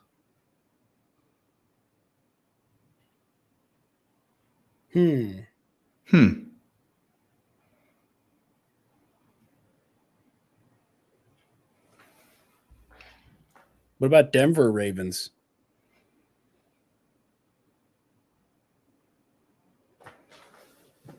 It's tough when you're on the spot, man. Shit. Oh, yeah, it is. That magnifying glass don't make it any easier, man. Is that the glaring obvious one to you? Yep. Denver and Baltimore? Yep.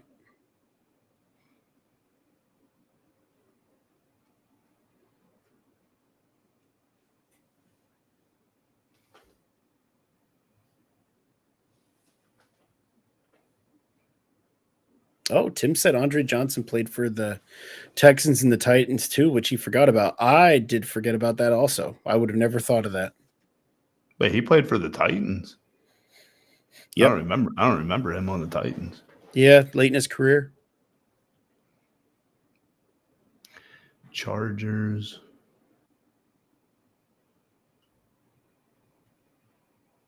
I don't know, man.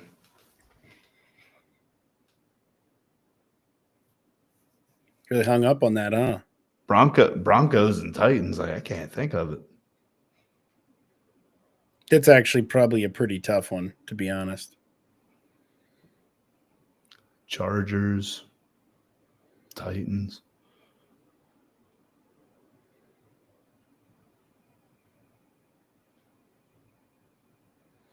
Texans.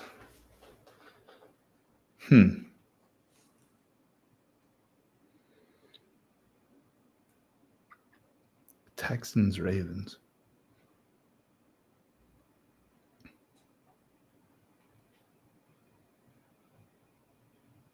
So is there like hints or no? I don't think so. No. No, it Just gives tells you these teams. So Oilers are also. Oh, so you can go back to. Yes.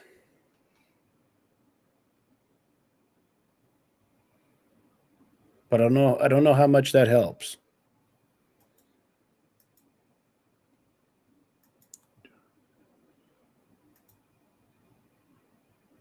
Man, I'm trying to think of the big names. I just can't. All right, I'm gonna just take a shot in the dark here. Broncos and Ravens. Eric Decker.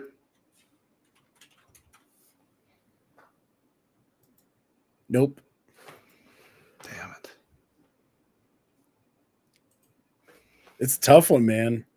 This chart's not as easy. Tim says that Ravens and Titans are where their players go when they end their careers.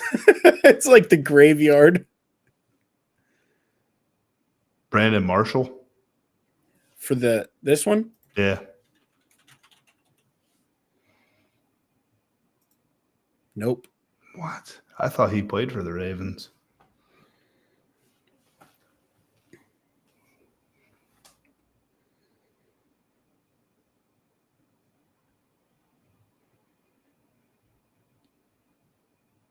You got 3 guesses left.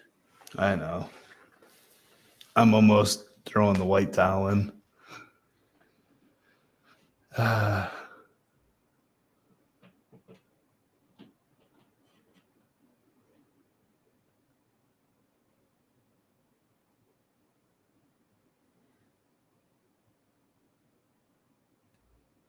You're saying that one's so obvious, I just can't think of it.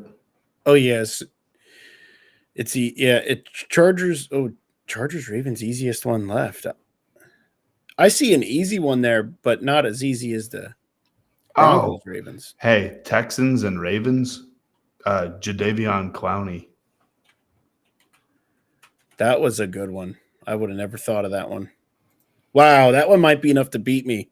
5% of people guess that one. Damn. I'm one of I did that to you last week. Yeah, you did. You might be doing it a second time. I see 2 Chargers, here that I could get. Ravens. Yeah.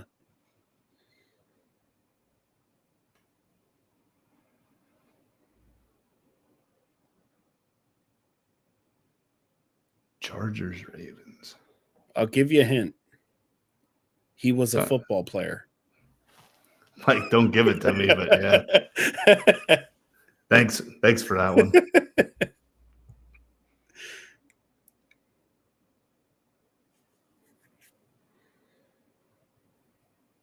Chargers. 4 spots, 2 guesses.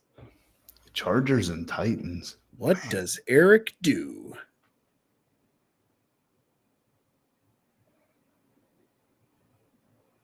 Should be like Travis Kelce and the New Heights podcast. All right now. Oh, give me a couple seconds yet. You got all the time in the world, my friend. Because you know, as soon as you give up, we're going to guess it for you. We'll answer it.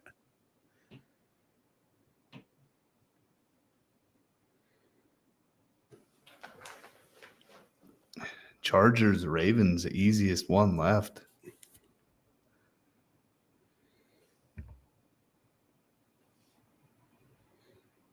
Oh my God, it is easy. Are you ready? Yeah, J.K. Dobbins. 1 guess left. A 2%. Oh my gosh. All right, Titans, Chargers. Okay. No, I'm not ready yet. Oh, okay. I'm just like talking out loud.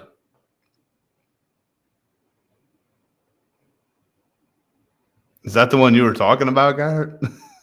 That's not the one I was talking about. I was talking about Eric Weddle. Oh. I forgot about him, to be honest. Yeah, Eric Weddle played for them and the Ravens. Or the Rams. And the Ravens. Yep.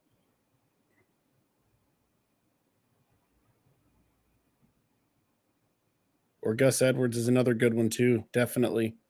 Oh, yeah, I forgot he went. Yeah, they went at the same time. Mm-hmm. Oh, man, this is it. You got one more I know you can get. Dude, that freaking Broncos Ravens is kicking my butt.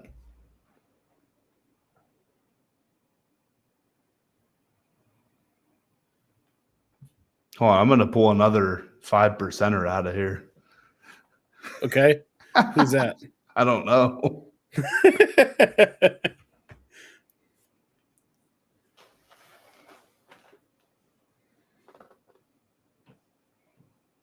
Well, everybody, tell work that you'll be out tomorrow because me and Eric are gonna take the rest We'll be forever. here. We'll be here till tomorrow. Oh man, I got to take at least a stab at this.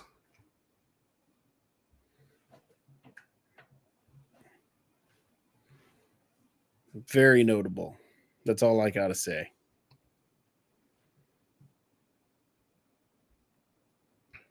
And he was a football player, he said. Yeah, definitely didn't play soccer.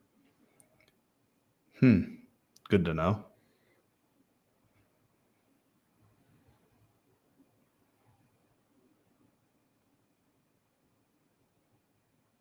I give up, man. I don't know. I have no idea. Yes. Lower the score wins. No, it doesn't. Does it? I thought lower was better. No? Oh, was it? Yeah, it is. The rarity score. Wait.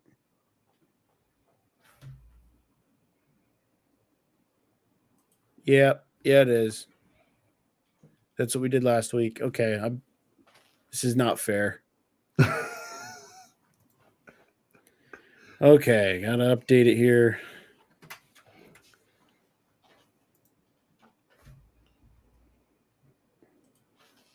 Let's get the chat back up here. Adam Jones, Broncos and Titans. So I cannot believe that you didn't say Adam Jones? I cannot believe that you didn't say Shannon Sharp. Oh my God. Because I was saying it before the thing. Goose, I want my restitution. Wait, Flacco? Dude, I'm not even kidding you. I was going to say him. Play for the Broncos. I forgot about that. Oh, Eric Weddle. I got that right. Ed Reed. I was thinking about Flacco, but I'm like, I don't think he played on the Broncos. You had Decker right, but he was with the Broncos and the Titans. Who's the dude in the middle? I can't. Charlie Whitehurst, quarterback. Yeah, I would have never got that.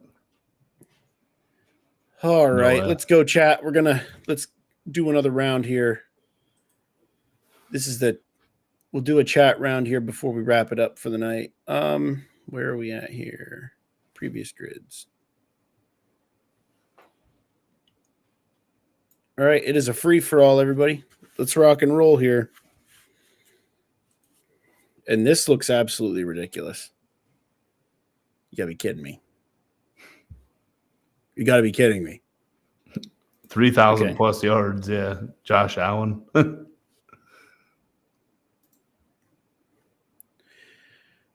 Rich Gannon. We'll go. I was gonna say Derek Carr, but Rich Gannon's a good one. The Browns. Who had a good year for the Browns? Baker. Okay, we got 3 down. Let's go. Falcon and any of these.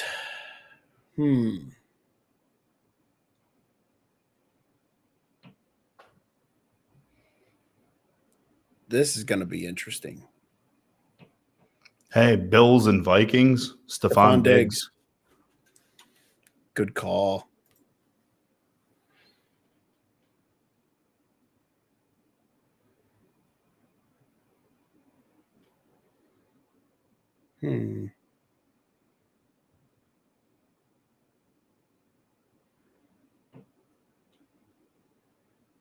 Case Keenum for who? Case Keenum for these two. Alexander Madison. Yeah.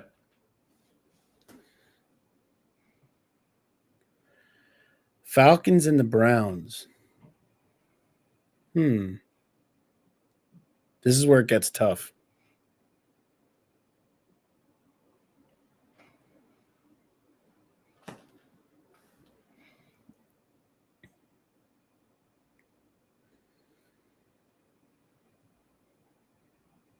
Wow. There goes my brain. But why it's got to be such shitty team? I think it's like defensive when we're all thinking offensive. Right. Everybody wants to think offense right away.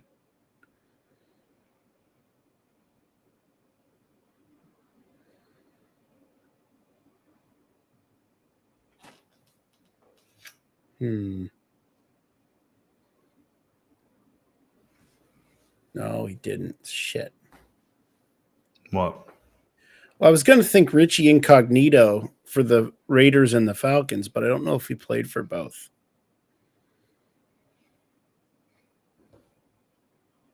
I'm leaning no, so I want to waste a spot on that.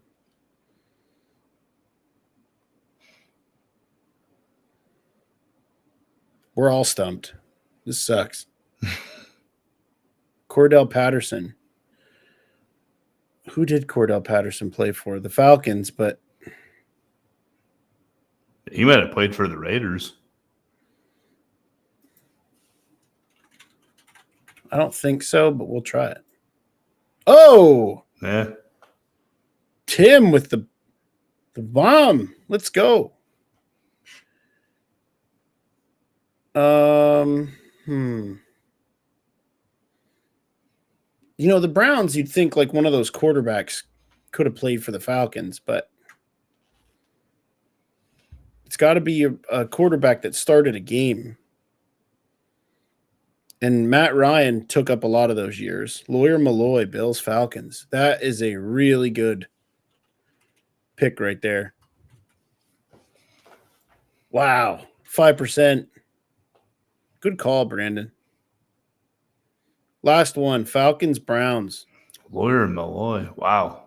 That's a with blast the from the past. Freaking bomb, man. That is a blast from the past. But look at Alexander Madison's 0.8%. That's crazy. Because Randy Moss is a big one that would have been the Viking and a Raider.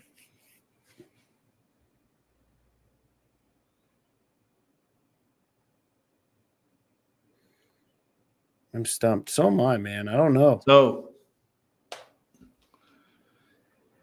I'm just talking out loud.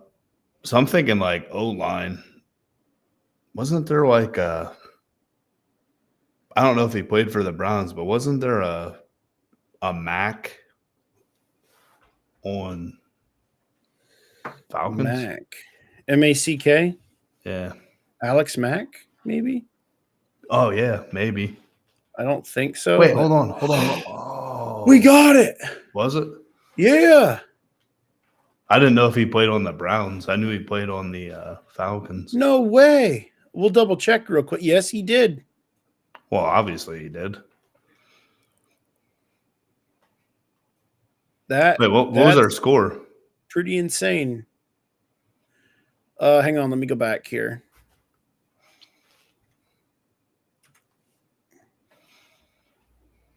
I kept trying to think of receivers. Our score was, let's look here, 293. Jeez. Oh, wow. You know what, guys? We might not ever beat that. We had a 0.8% in there.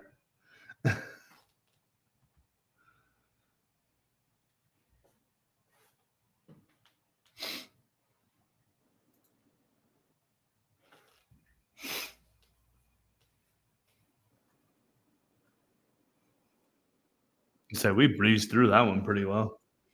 9 for 9. Oh, here we go. Okay.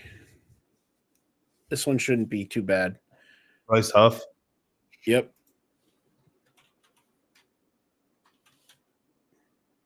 I don't know if Hassan Reddick counts. No, he did not play. Lions and Jets. Well, Brees. I think this one will get a little more or rarity. LT. DeMarco Murray, because it'll be a little more rare. That's true. We can get strategic. Yeah.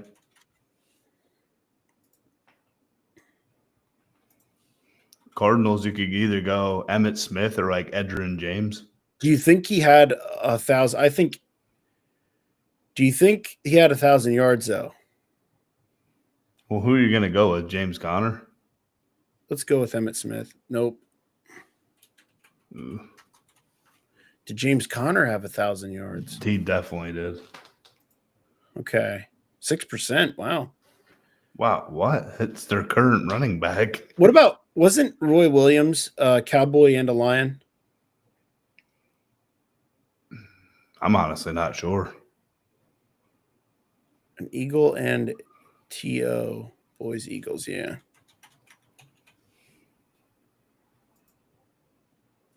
That's a good one. The linebacker that left the Eagles for the Cardinals. They had to have played in a game.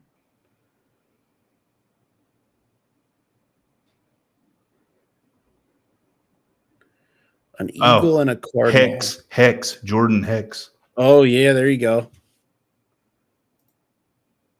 4%. There we go. Let's go, baby. That's the one Tim was talking about. Yeah, when he said that, it like jogged my memory. Oh, which Roy Williams, though? Stay away from that. Yeah. Let's see if we can think of something else. That'll be like a last resort.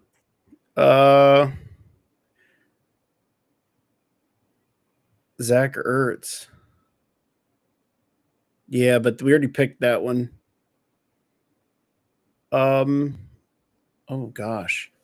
That is a good one though, Zach. Yeah, it is. Now we're getting tough here. Nick, it's all Detroit. I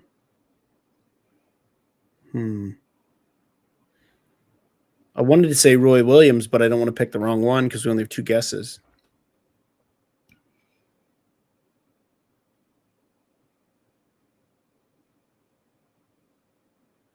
Jets, Lions. Anquan Bolden. Ooh, that is a good one. Wait, did he play for the Lions, though? I remember him on the Niners. Yep, he did. Good one, Garrett.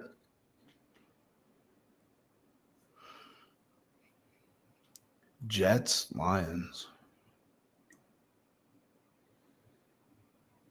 Tough one. Tough one.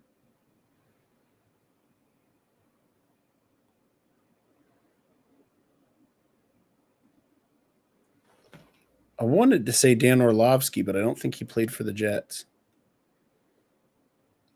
I don't think so either.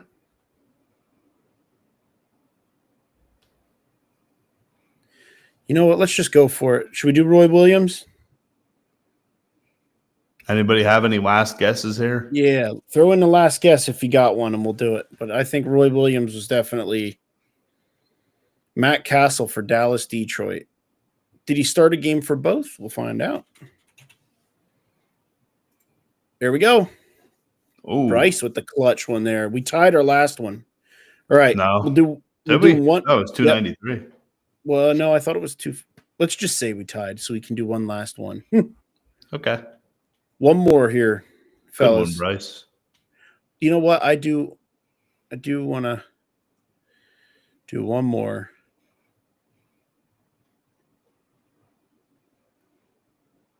Geez, I'm really going down here. Okay. All right. So we get no like. This is tough. This is going to suck really bad. Bengal and a Steeler. There's got to be one.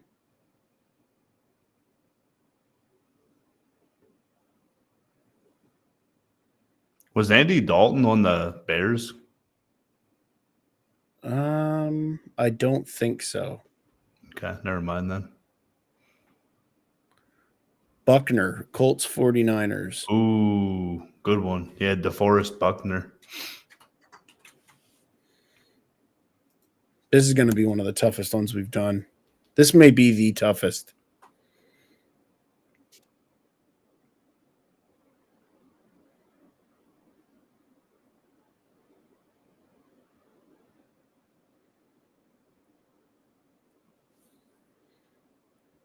Can I just press give up now? Yeah,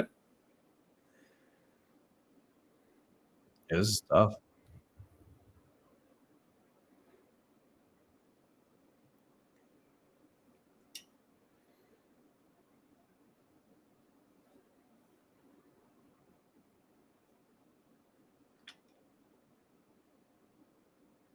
Yeah, because we don't even have like a 1,000-yard rusher or anything. Right. Great team. Right. Bengal and a Colt. Ray McLeod, Niners Steelers. That's a good one. Wow, Brandon. That's good. The odds are going to be pretty good on that. 19%. Brandon dropping some bombs here today. Heck yeah. I feel like this one's an easier one than you think.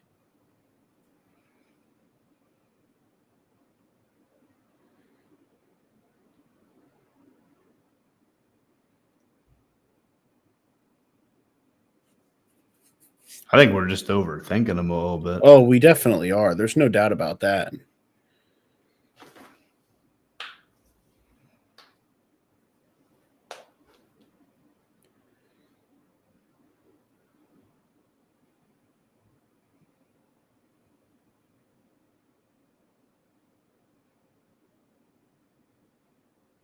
Wow. I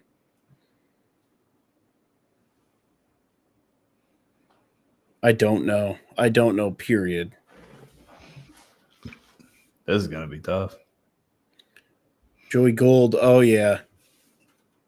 Or Robbie Gold, sorry. That's a good one.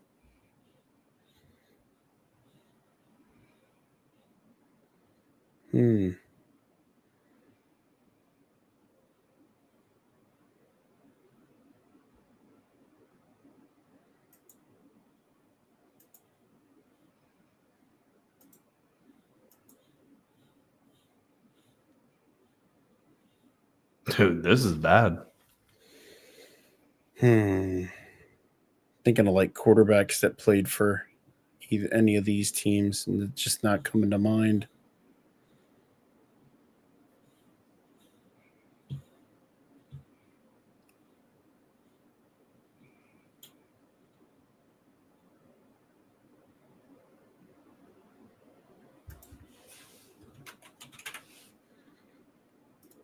There you go. Oh, it was there. Bears and Saints. Trevor Siemian? Yeah. That's going to be a good percent.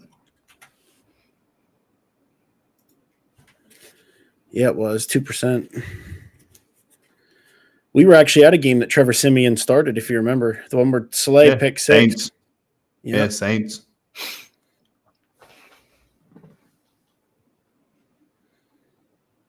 You know what's cool? I got to go to a game at Lucas Oil Stadium. Speaking of the Colts, I went to the Big Ten Championship this year. That was a surreal experience. Sure it was, man. We loaded up in the truck and we drove straight to Indianapolis during the day, watched the game, got back in the truck and drove home.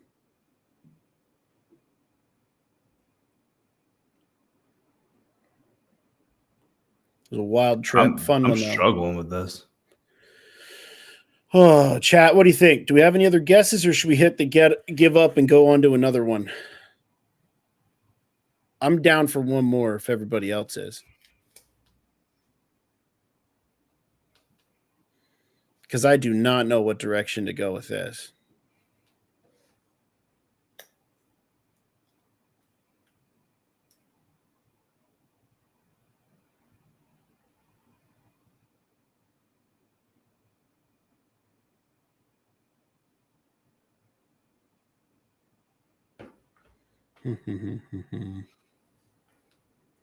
Yeah, I'm drawing a blank. Yeah, we're just going to give up.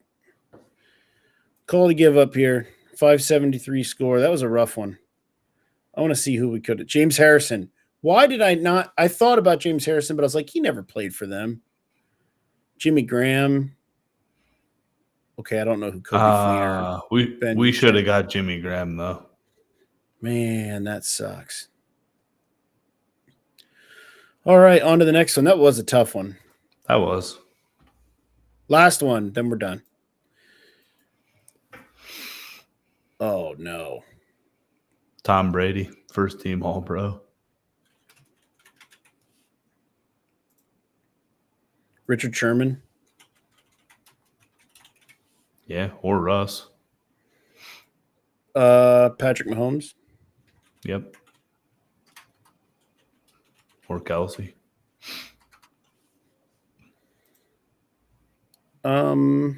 Okay. Here we go. Seahawk and a Packer. Matt Flynn. Sure.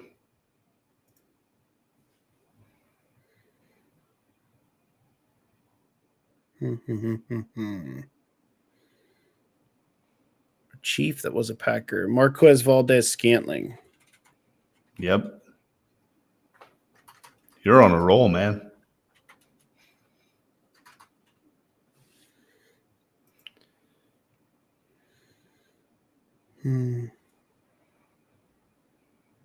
Seahawk and a Jag.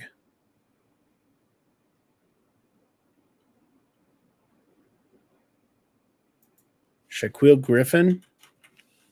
Yeah. Damn.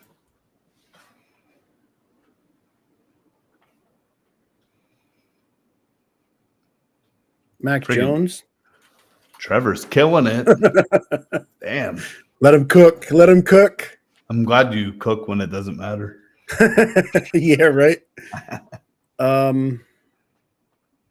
Packer and a Patriot. That's a tough one.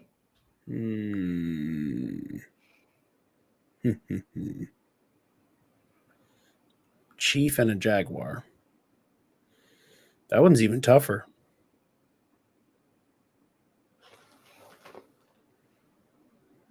I want to say Chad Henne.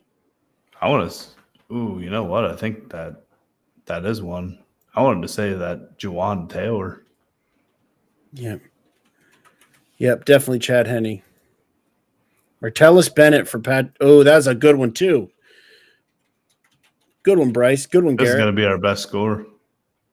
No, it isn't. Wow. Oh, it was too easy. That's why the big names brought it up too high. Okay, I'm lying. We're doing another one.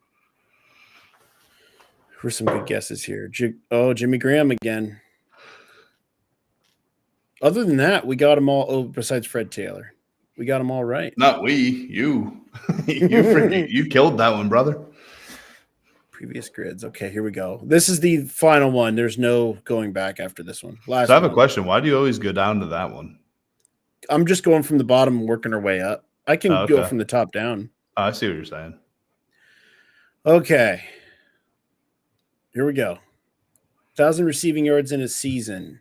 Keenan McCardell. What? Go ahead. Oh, you want to do Mike Evans? Well, I wanted to try to get the best percentage. Like, obviously, we know Godwin had it. We know Mike Evans had it. What about Joe Juravicious? Do you think he had 1,000 yards? Listen, I was literally just going to say him. That's crazy. Should we? Yeah. Joe had 1,000. No, he did not. What? Try Keenan McCardell. Vincent did, though. Forget his first name. Vincent Jackson, that's what it was. A Dolphin that had 1,000. Should we just do Reek or what? Brandon Marshall. Do you think he had 1,000 with the Dolphins, though? Maybe not. I think that was later in his career. Devontae Parker? I don't know if he had 1,000. Let's just hold on that for right now.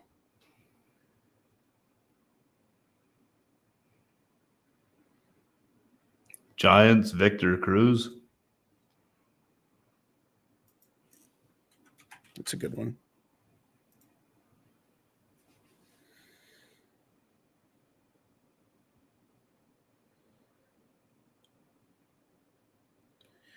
The Dolphins and the Fitzpatrick Bucks Commanders. That's a good one.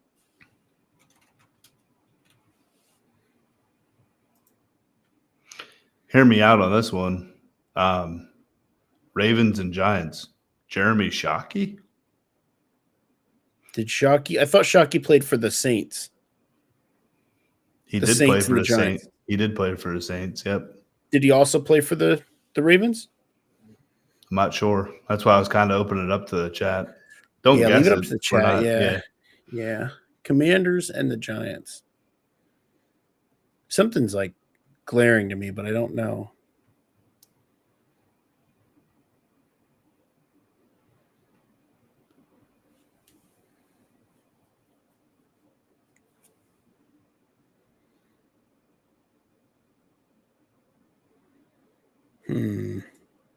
I'd say for 1,000 yards, just do Tyreek Hill just to get it in there.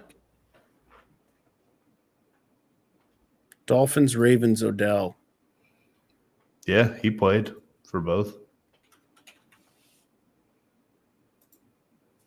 Good percentage. Good job, Garrett. Why the hell is that 2% though? Like that's recent.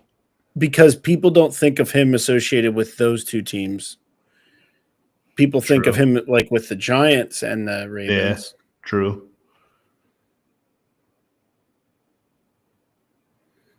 I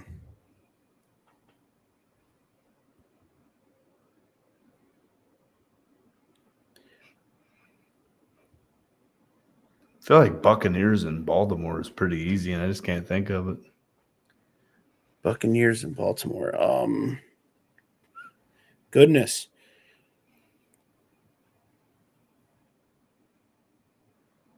I want to say Kyle Bowler.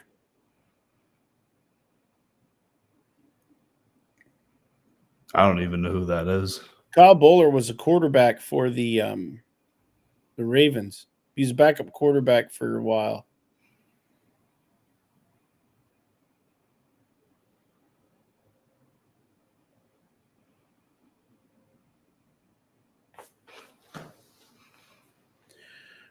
Oh, what's his name? Who was the quarterback for the Giants when they made it to the Super Bowl in like 2000? Collins? No. Thought it was. I thought it was Kerry Collins. No, it wasn't. It was or not the Giants. I'm sorry, the Ravens. The quarterback with the Ravens, Trent Dilfer. Tyrod Taylor.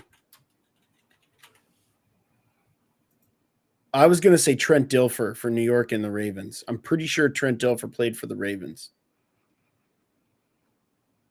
He definitely played for the Ravens. I'm just not sure about the Giants. Le'Veon Bell, Bucks, Ravens. I don't think he played for the Bucks. He played for the Jets. Or am I thinking of the Chiefs?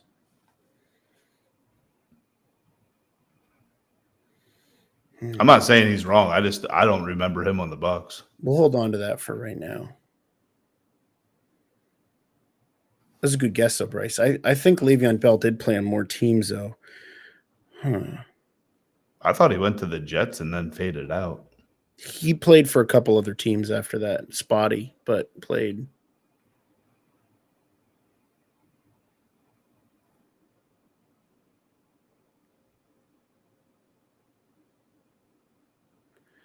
Just tough, man. Giants and Commanders. If it was Giants and the Bucks, I would have said Justin Tuck, I think, was the one that, or Yosi Umenora. I forget which one. You know what? Let's try Le'Veon Bell because I'm pretty sure he did play for both. It's worth a shot. Oh, let's go. Bryce's money. Nice. I got one more Good guess stuff, here. Bryce. I didn't think so. Landon Collins, Giants and Commanders. That's a good one. Let's go. Oh, not quite. We wanted to be 259?